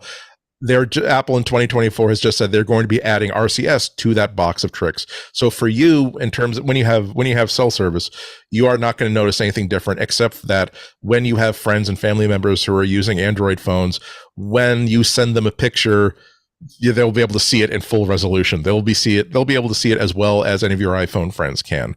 When you want to send them a video, it'll be much, much better. If you have read receipts, like I want to know that this person like received this message because it's about a change of plans. Read receipts will work. On and on and on, little things like that, things that will improve your experience once iMessage notices that it's talking to someone who does not have iMessage but does have RCS. And it should not be the sort of thing where you need to download anything new or your experience should be disrupted at all. Hopefully we'll see nothing but upside. It is certainly possible to implement RCS in that way. When my own Android phone got upgraded for RCS like a while ago, I didn't notice anything except that occasionally some of my messages were basically saying, oh, by the way, you are using RCS messaging, so don't worry about it. Right. Yeah, I mean, I have to keep landlines going. Yeah. At the beach, so because otherwise we can't get consistent cell service. It doesn't matter what carrier you have. Yeah. And the coverage comes within a quarter mile of the house. There's one family, I think, that gets it, and then And sometimes choice of carrier isn't necessarily relevant because these businesses work together to provide the best map that they possibly can. So it might be a Verizon tower, but if I have an AT&T phone, it will give carriage to AT&T, and these two companies will work it out with each other who owes what without charging me extra. Remember there used to be roaming fees. Now there aren't anymore. But the same principle says that these are all supposed to be interoperable, intercompatible towers, and so if one company puts a tower there, it's providing coverage for everybody. However, as you can see, that does not necessarily, it could be coverage with a capital C, it could be coverage with a lowercase k, just like Cheese Whiz is spelled with a Z, so that you don't notice that, oh, this isn't actually cheese at all, is it? All right, well, thanks. for I that. hope I'm sorry I couldn't help more, but thank you very Well, much. That was a you know, very at least valuable. It clarified the situation, so I won't be Good. expecting miracles. Yeah. I just hope that the Wi-Fi calling works this year with Cox, and that improves even, because otherwise I'd have to go back to Verizon, which I could do, but I'd have to Yeah. get a charter now package, then. Yeah. Well, I mean, the final thing before we move on, like this is why there's kind of like a trick where modern 5G networks require a lot of things to go right in order to get access. But the old-fashioned technology is much more durable. So there are times where if you get a super weak 5G signal and it just is not working for you, if you go into your phone settings and say don't use 5G, go back to an earlier technology network, that tower still has that old technology. It might be more reliable. Text messaging, SMS messaging is damn near bulletproof. Like if there's any kind of a pulse happening between that tower and that phone, it can get an SMS message for you. There have been times where I had to sort of rely on this and simply say, hi. I wish they were a switch to flip to say, hi, pretend that it's 2006, okay? In terms of all the radios on this phone, pretend that it's 2006 and just do what you have to do. I don't care if I can't see any smiley faces. Just let people know that I'm going to be late. Right. Thanks so much. Thank you. Okay, let's move on to Joe. Joe, you're up. Hi. Part of my question was answered. To go back to where you were talking about the EU and their new market act. I'm not a fan of EU's extraterritoriality with their technology things. This is like the third or fourth really big one. What I don't understand is how they imagine that forcing. I mean, you can already sideload stuff on your iPhone or your iPad if you want to, but I don't understand how forcing Apple to open their walled garden isn't going to then create a lot of liability problems for Apple when something that you loaded that they didn't check before it went on their website blows up their phone, and then somebody complains and says, well, my iPhone doesn't work because I got this thing. And does their act contemplate the sort of liability effects to Apple or to Google by opening that up? There's a legal process that they can make the decision independently of themselves and then say, okay, Apple, you've got 18 months to comply with this order. And then Apple, as they most certainly would and will, they get to fight that order and say, here's why you need to think more about this. And we're going to try to convince you otherwise. So from my point of view, that's already a win, because if Apple really does think that sideloading apps on the iPhone is going to be a super dangerous and destructive thing, great. Come to court, bring your evidence, make the case. Don't just sort of wave your hands about saying, oh, well, gosh, people are idiots and people are going to screw up their phones if we let them do this. We don't want them to do this. So that, to me, that's already a win. Now, we have a couple of examples of sideloading apps that works just fine, and one of them I'm actually staring into the camera of right now. I think that how Apple decided to control app access on the Mac is very good. I think it's exactly the way that you should do it, where by default it won't let you. They started off on a really good foot by saying that, no, we're not even going to require people to install Mac apps strictly from the App Store. We're going to allow you to go to the App Store or just go to the publisher's website and download a DMG file and click an installer. However, we are going to have all developers essentially they have to use Xcode in order to develop their apps. So basically all those apps that are developed with Xcode are going to be signed so that with a certificate, so that we have the ability to revoke we know that the person who created this app is at least a known quantity who has proved their identity to us. So we know who they are. They're not a bot. They're not someone who's pretending to be somebody else. B, if it turns out that this is something dangerous, we can just yank their certificate, and suddenly every Mac in the world that has this app installed will refuse to run it. But then even there's step 3, which is we are not going to go so far as to say that we will not allow any software to be installed on the Mac that does not have an ongoing business relationship with Apple. However, we will stop you from installing it. We will, and there will be a button that says, if you want to override this, go to system settings. Please don't override this. Then you go to system settings, and it says, really? I mean, I just blocked this app for really good reasons. You don't want to install this app. But if you click, I want to install this app, it will, again, just like your mom, say, okay, I mean, if you want to do this, I'm telling you, it's going to end in tears, but you're an adult. You can make your own decisions, which means that you're going to be responsible for whatever happens as a result. Go ahead. Go, you just ate 10 minutes ago, but go swim. I'll just tell everybody when you drown that I told him not to, but he knew more than I do, anything like that. I do have, Android also does something similar to it, where it will let you install third-party apps exactly the same way that you can on the Mac, where if you just download what's called an APK file, it will install and run. However, you have to dig into settings and flip on a switch that normally prevents anything from being installed on the phone in terms of apps that didn't come from the Google Play Store. And once again, it's an opportunity. It's buried there. You have to know that it's there and go looking for it. Step 1, that indicates that maybe you're not just a normal consumer. Step 2, it will walk you through, this is such a bad idea. Are you sure you want to do this? But at some point, I paid $1,000 for this phone. At some point, I paid $2,000 for this computer. That means that I get to do whatever the hell I want with this computer. And I'm perfectly okay with, there have been times where like I have done myself an injury by doing something stupid. Okay, that has happened at least once, a non-zero number of times. And every time that happened, this is not a screed about public responsibility, but it is more sensible to me, or is more satisfying to me, for me to like be sprawled on the floor, like surrounded by like whatever it was that I made for lunch that I tripped over something. Like, you know what? In retrospect, that was an easy mistake to both forecast and avoid. That's on me. That's totally on me.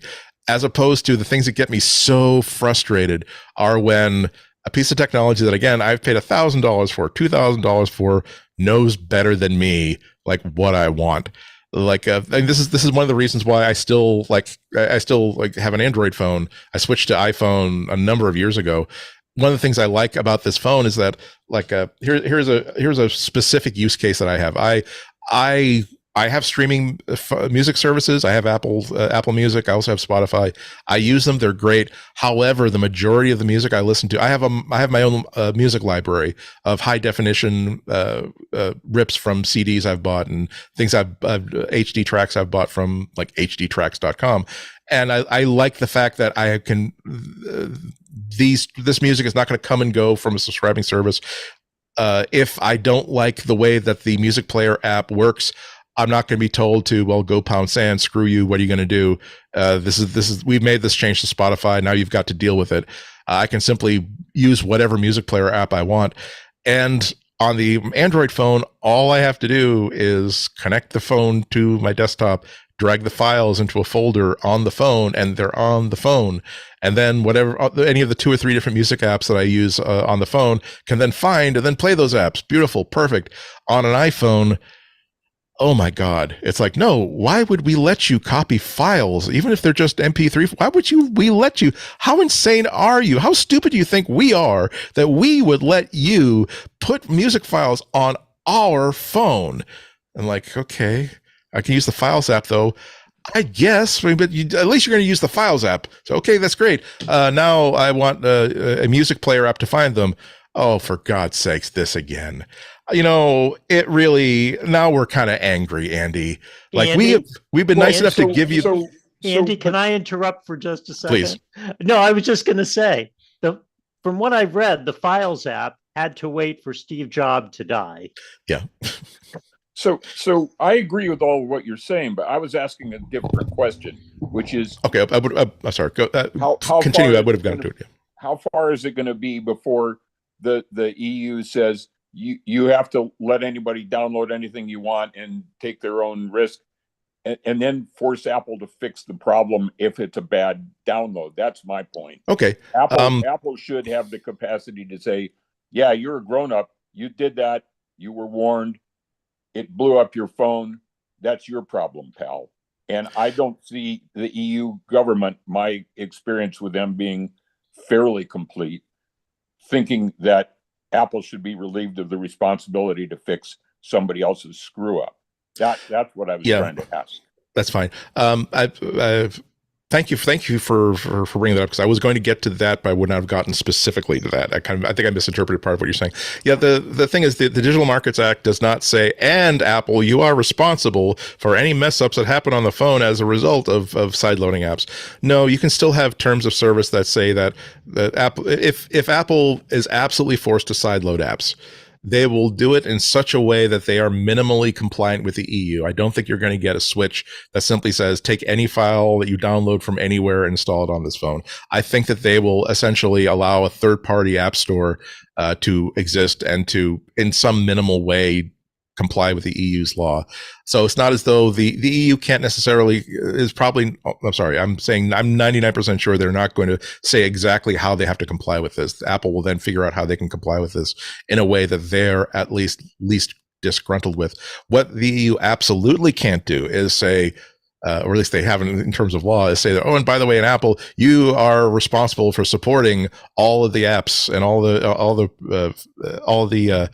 problems that are created by sideloading apps. Apple can simply add another line to their terms of service that say that if you download any third-party app, we are not responsible for what happens to the stability of your device. We will try to help you, but if you take this to the Genius Bar and say that, wow, my screen is just blinking for no reason whatsoever, that just like when you bring a phone to a Genius Bar after you've done a third-party replacement of the screen, they can say, we're out. We don't have to fix this because this is more work. We don't have to diagnose and debug something that we didn't do ourselves. So I don't think that particular thing is going to be an issue. I do agree that this should be done in a very, very sensitive way. One of the things that kind of influences a lot of my thinking here is not only should a company like Apple or Google or Facebook be occasionally forced to come in and say, here's the proof, here's the evidence behind why we have this policy, to a judge that can then say, well, you haven't convinced me, try harder, or you haven't convinced me, go away now and do what we told you to do. But the other part of this is that I'm thinking buffering. The other part of it is that we've had many decades in which companies like Apple and Google and Facebook have had almost no regulation whatsoever. And in the 90s, that was one of the most brilliant moves possible. That was a very positive moment in the United States Congress when collectively they and the Clinton administration said, you know what, we don't understand any of this. We barely understand these concepts that are being presented to us. On that basis, we don't feel as though we can even tell you guys what to do. Therefore, we're not going to do it. We have laws on the books that affect your how businesses are run. You can't lie, you can't cheat, you can't steal. The FTC is already super empowered to attack you if you do any of those things. But we're not going to tell you that anytime someone shares a photo on a messaging app, you personally are responsible for making sure that's not a copyrighted photo. We can't do that. We won't do that. I think that was a very important thing in the 90s, to let the internet and let technology develop on its own pace. However, now we're at a place where these are trillion-dollar companies. And so I think it's completely appropriate for large government agencies to take a second look and say that here is what you were able to accomplish because you are not accountable or answerable to anybody. We are now trying to contemplate what we hope to be some common sense rules that say that, you know what, you can't have a scorched earth policy to all of your competitors anymore. You are going to at least crack the door open or prove to you why cracking the door open would, again, let out all the bats. So that's for me, that's a policy sort of idea, that it is not inappropriate for a government to want to regulate tech companies that have acted unrestrained for 20, 30 years. I do share your fear that Australia is kind of a big problem right now for me. They are very proactive on a lot of their privacy stuff, on a lot of their technology stuff. In a lot of ways, I think they overreach and they create problems for pretty much everybody. However, at the bare minimum, I like the idea that there's the Digital Markets Act that, again, Apple, Facebook, whatever, can be called in and say, explain yourself and do a good enough job that we are not going to put a load of hurt on you. Did that answer your question? While Joe's thinking about that, I wanted to just interrupt briefly to announce that Michael Goldstein is the winner of the Pi Door Prize today. So yeah, so Michael, would you like an AirTag or a $25 Apple gift card for your door prize at the meeting today? I would actually like the AirTag. Terrific. Roy, do you have more AirTags? Jonathan, sorry, I was pouring some coffee. Yeah, that answered my question. I totally agree with all of that. I just really, the EU makes me nervous because they get carried away. Yeah, that can happen when you can't call a sausage because they define what a sausage is. It's like, oh God, I'm so glad I'm not in the sausage making business. However, a lot of my concern is like ameliorated by the fact that, okay, Apple, you are a $2 trillion business. I have enough confidence in you that if they make a reasonable demand, you will be able to implement it in a way that is as safe as such a thing can possibly be done, and that you have the resources in order to pull that sort of thing off. So good can happen, bad can happen. At some point, you just have to move forward with what you got. Terrific. Actually, I wanted to come back to all the AI stuff. I guess the first thing is, so why did Sam Altman leave OpenAI? Did he have other things he wanted to do, or? He had other things he wanted to do. Specifically, he did not want to be punched, kicked, and hit by the members of the board. I wish him well in this endeavor. So this was announced, I think, yesterday. And it was he was already saying some really weird stuff, not Elon Musk level stuff, but things that were causing problems for the company moving forward. When you're talking about how, we think that there's a godlike sentience that could come up, that's when you basically, the board pulls the CEO in and says that we're going to give you a person that is in charge of the bird inside your mouth that says bad things and has them come out of your head, because that's bad for us. I'm still looking at like what the background documentation evidence is. The reasons why that his CEO-ship wasn't tenable was that the board was saying that he had been misleading and lying to the board. That's not how you win friends and influence people. So he was kicked out. It wasn't where, we're concerned about the monetization of future OpenAI products. We don't think that you are working well with our strategic partner Microsoft. It is, wow, boy, son, you screwed up, and here is a rail. Get on it, because that's where we're running you out of OpenAI on. So we had a great presentation about GPT back in, when was it? It seems so long ago now. It was May. David Pogue talked to us. Oh, nice. And he asked for a prompt, and we gave him a prompt about apple pie members who love their things, and in a Chaucerian mode. And the GPT basically spit out a poem.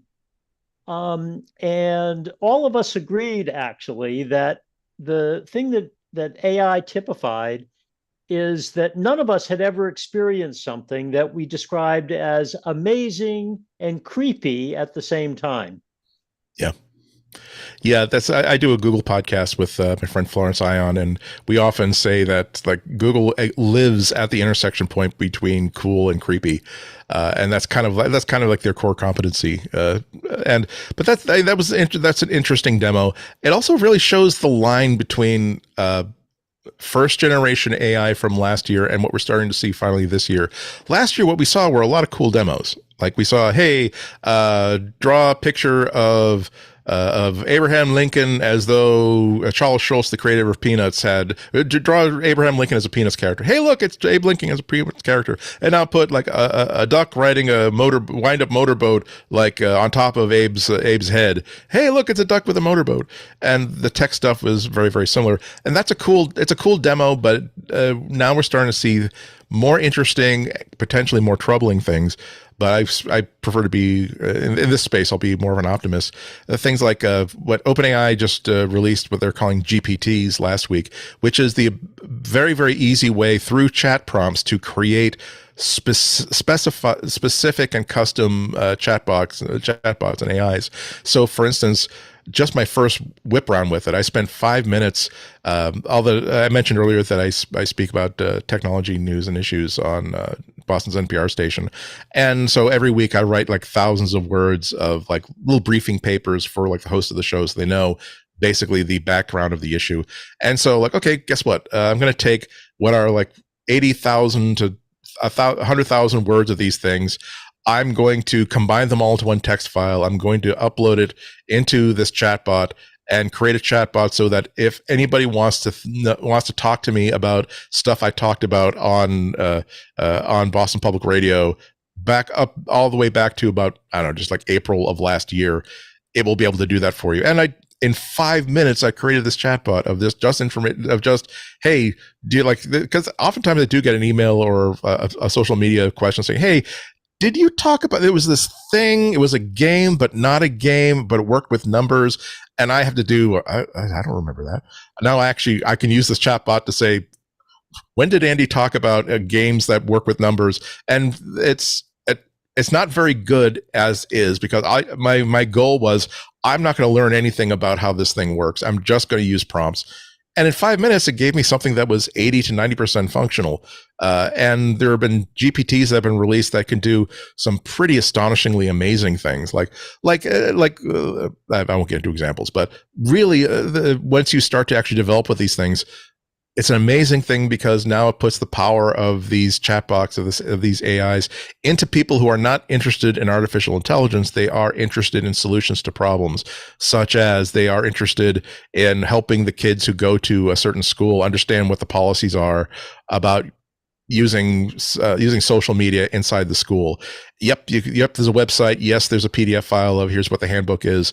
But you have to kind of know like how to search through that. You have to know the keywords in order to find the things you want. If you want to ask questions like, is it okay for me to, during lunch when we're outside, take pictures of not the school, but something that's outside?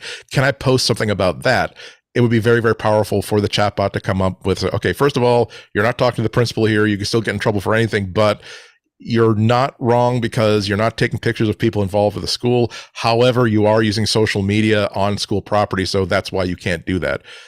That's the sort of stuff that gets me really, really interested, because you can tell when I get interested because I start talking and talking and talking. But it's great that this technology exists. However, right now it is exclusively in the hands of Google and Microsoft / OpenAI and organizations that have the resources of a nation state. It is a bad thing if the only people with that power are people who already had an enormous amount of power. The internet became as important as it is because it allowed anybody to have a website and publish without having to talk to a book publisher, without having to talk to a newspaper. That is real empowerment.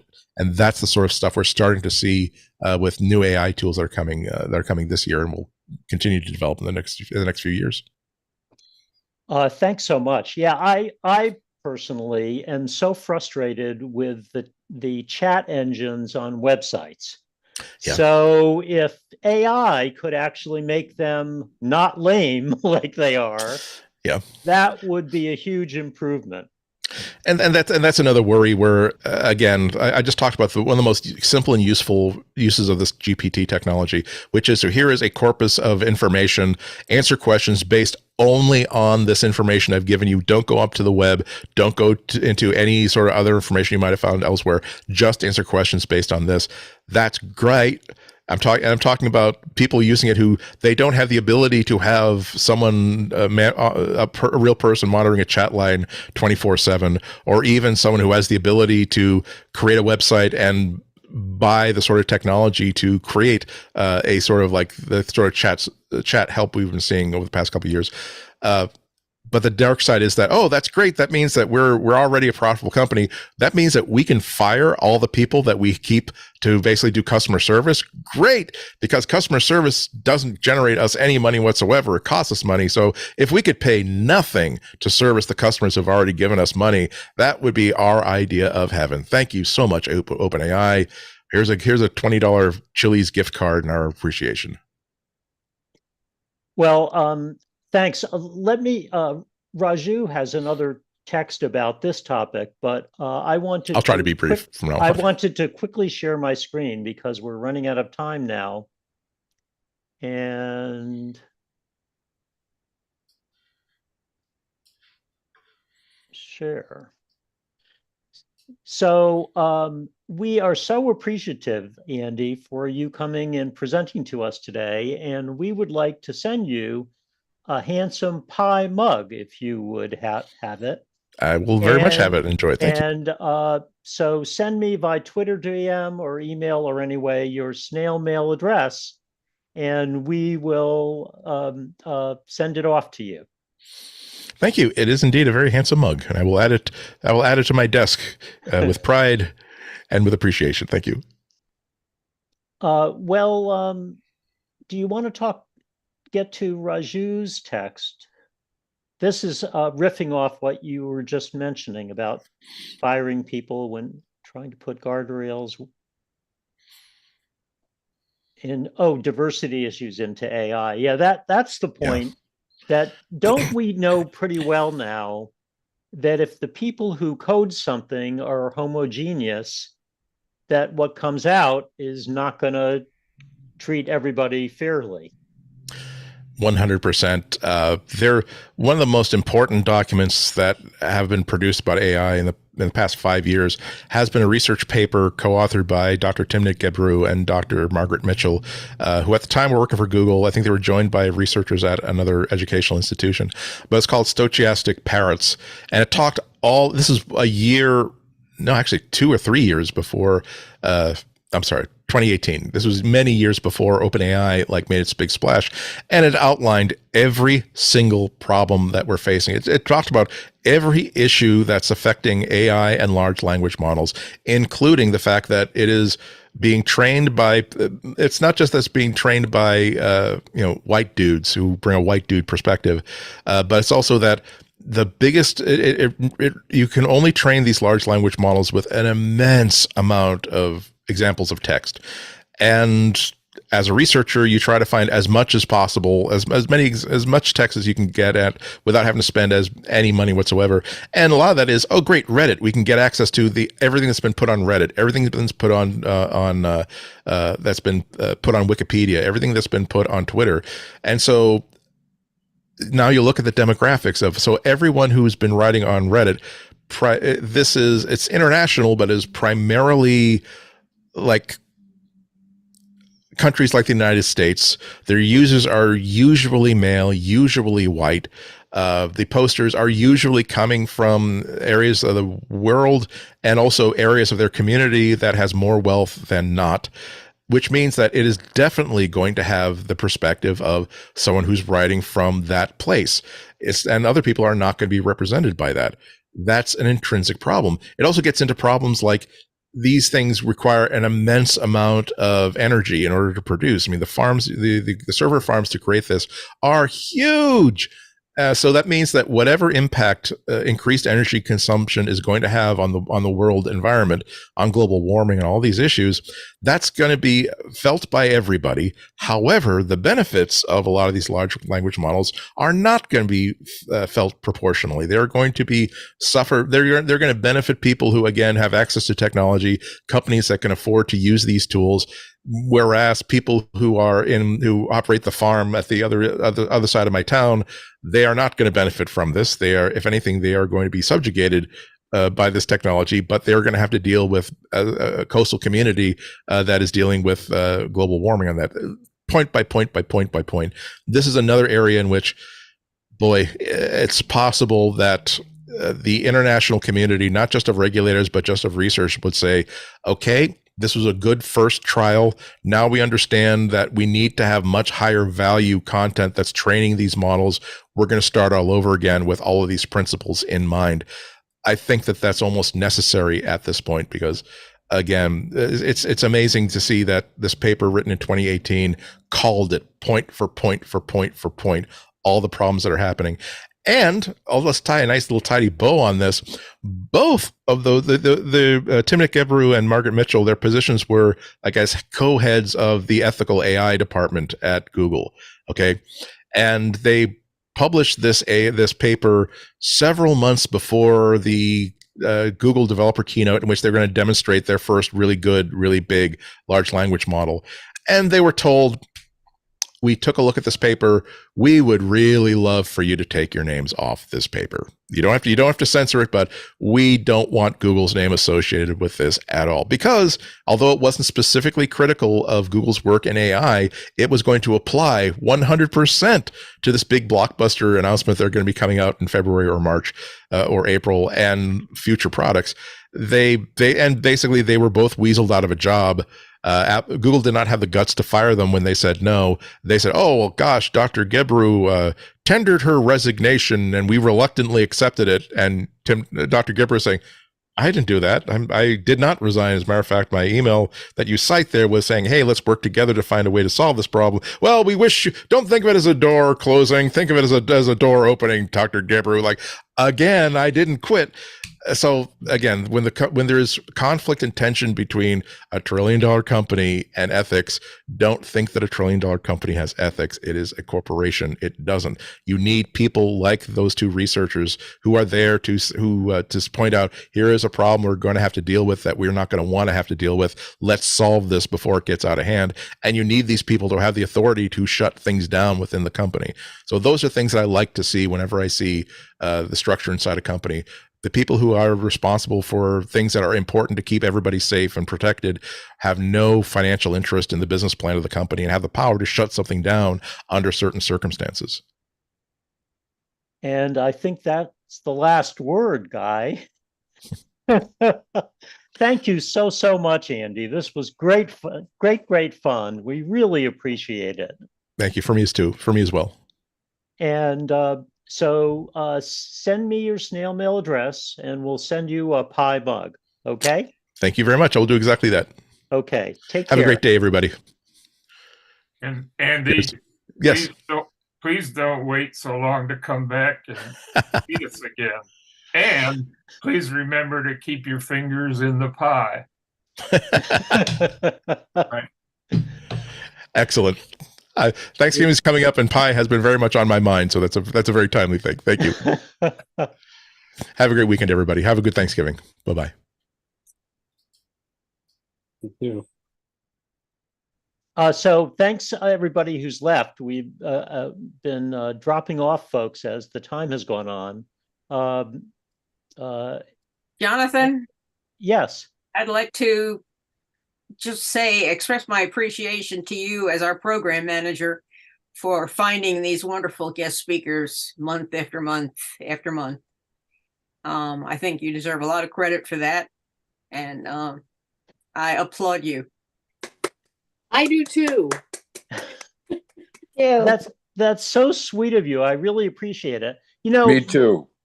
This is something that I enjoy doing, is sort of finding people, interesting people. And so I'm so glad that you guys enjoy it. Well, I can't I think of want to anybody who point can out do that better. it's Jonathan's birthday next week. Oh, And I, I didn't even give my brother a chance to introduce himself to all of you. He lives in Hi, Connecticut. everyone. I was wondering. I assumed as much. Can I ask a question quick? Go ahead, Cheryl. Why do some people have, like, in the upper left-hand corner, a yes or a no? And most of them have gone away now, but They're emphatic about having a get-together party at the end oh, of December. oh, okay. it was reactions that seem to persist until you click it to take it down. Oh, I see. Oh, okay. Yes. Mhm. Let All me- right. So, Ann Diamond, yeah. Yeah, sorry, that was an error on my part. Oh, were you waving goodbye? Is that? We can take it as that, yes. So we'll send around a recap of the meeting with the chat. And Ken Goldman, thanks again so much for coming from up north. And Joel, Ken is in New Hampshire, and Joel lives in Marlborough, Connecticut. That's southeast of Hartford. In a low, I can't use our phone because we're in a valley with a brook running along our property. But I've been using Wi-Fi, and then our phones work perfectly. Joel, don't you use some sort of device to make Wi-Fi, to make a cellular from your Wi-Fi? Yes. Is that from from your Infinity? Yes. Ah. Tim, you do have your hand up? Yes, I do. Am I unmuted? Yes. Quick question. We're going to be taking a trip, and my wife wants to be able to disable her iPhone so that it is nothing but a camera. No cell service, no text messages, even when she's close to a Wi-Fi thing. I know that sometimes I have tried turning off my cellular service, and I still get a doggone phone call because I had it set to use Wi-Fi. So anybody know those settings? Bruce? Yeah, one thing I think you could do, and I'm sure Aaron or somebody, I hope, will correct me if this isn't practical, but some phones have SIM cards that are removable. And so what you do is you power down the phone all the way and don't just put it to sleep with the button that does that. You know, slide the slider and wait till you're sure it's off. And then you take out the SIM card, and it's very small, very tiny. So you have to be careful to keep it in a safe place, not lose it, not damage it. But once that SIM card's removed, it's essentially, I think, no longer a cell phone. Will not be able to receive or send cell phone calls. Now the problem is that would also disable text messaging on your phone, I believe. Good. And that's what we want. If you want that, that's great. But if you want texting and not cell phone calls, then that's not a workable solution. No, that's exactly what we want. No text, no cell phone. So if you go to camera. There is an Apple page, and I don't have the URL, but maybe someone else can find it quickly. There's an Apple page in their tech support area on their website that talks about removing SIM cards. And it's broken down by which model phone you have. So you will look up your phone and your wife's if you're doing two of them. And even if they're not the same model, you should be able to find them in that long article, and it tells how to do that, I think. And it's really pretty simple. Usually they're on the right edge of your phone. If I can hold mine up here to the camera, here where my finger is moving along on the side on this phone, there's a little slide out drawer. And if you have a case on it, like an OtterBox case or something similar, Love my OtterBox case. You would first have to remove that case so you can get to that drawer, which usually is hidden and covered up by the case in such a way that you can't remove it, because it's not something people do all the time.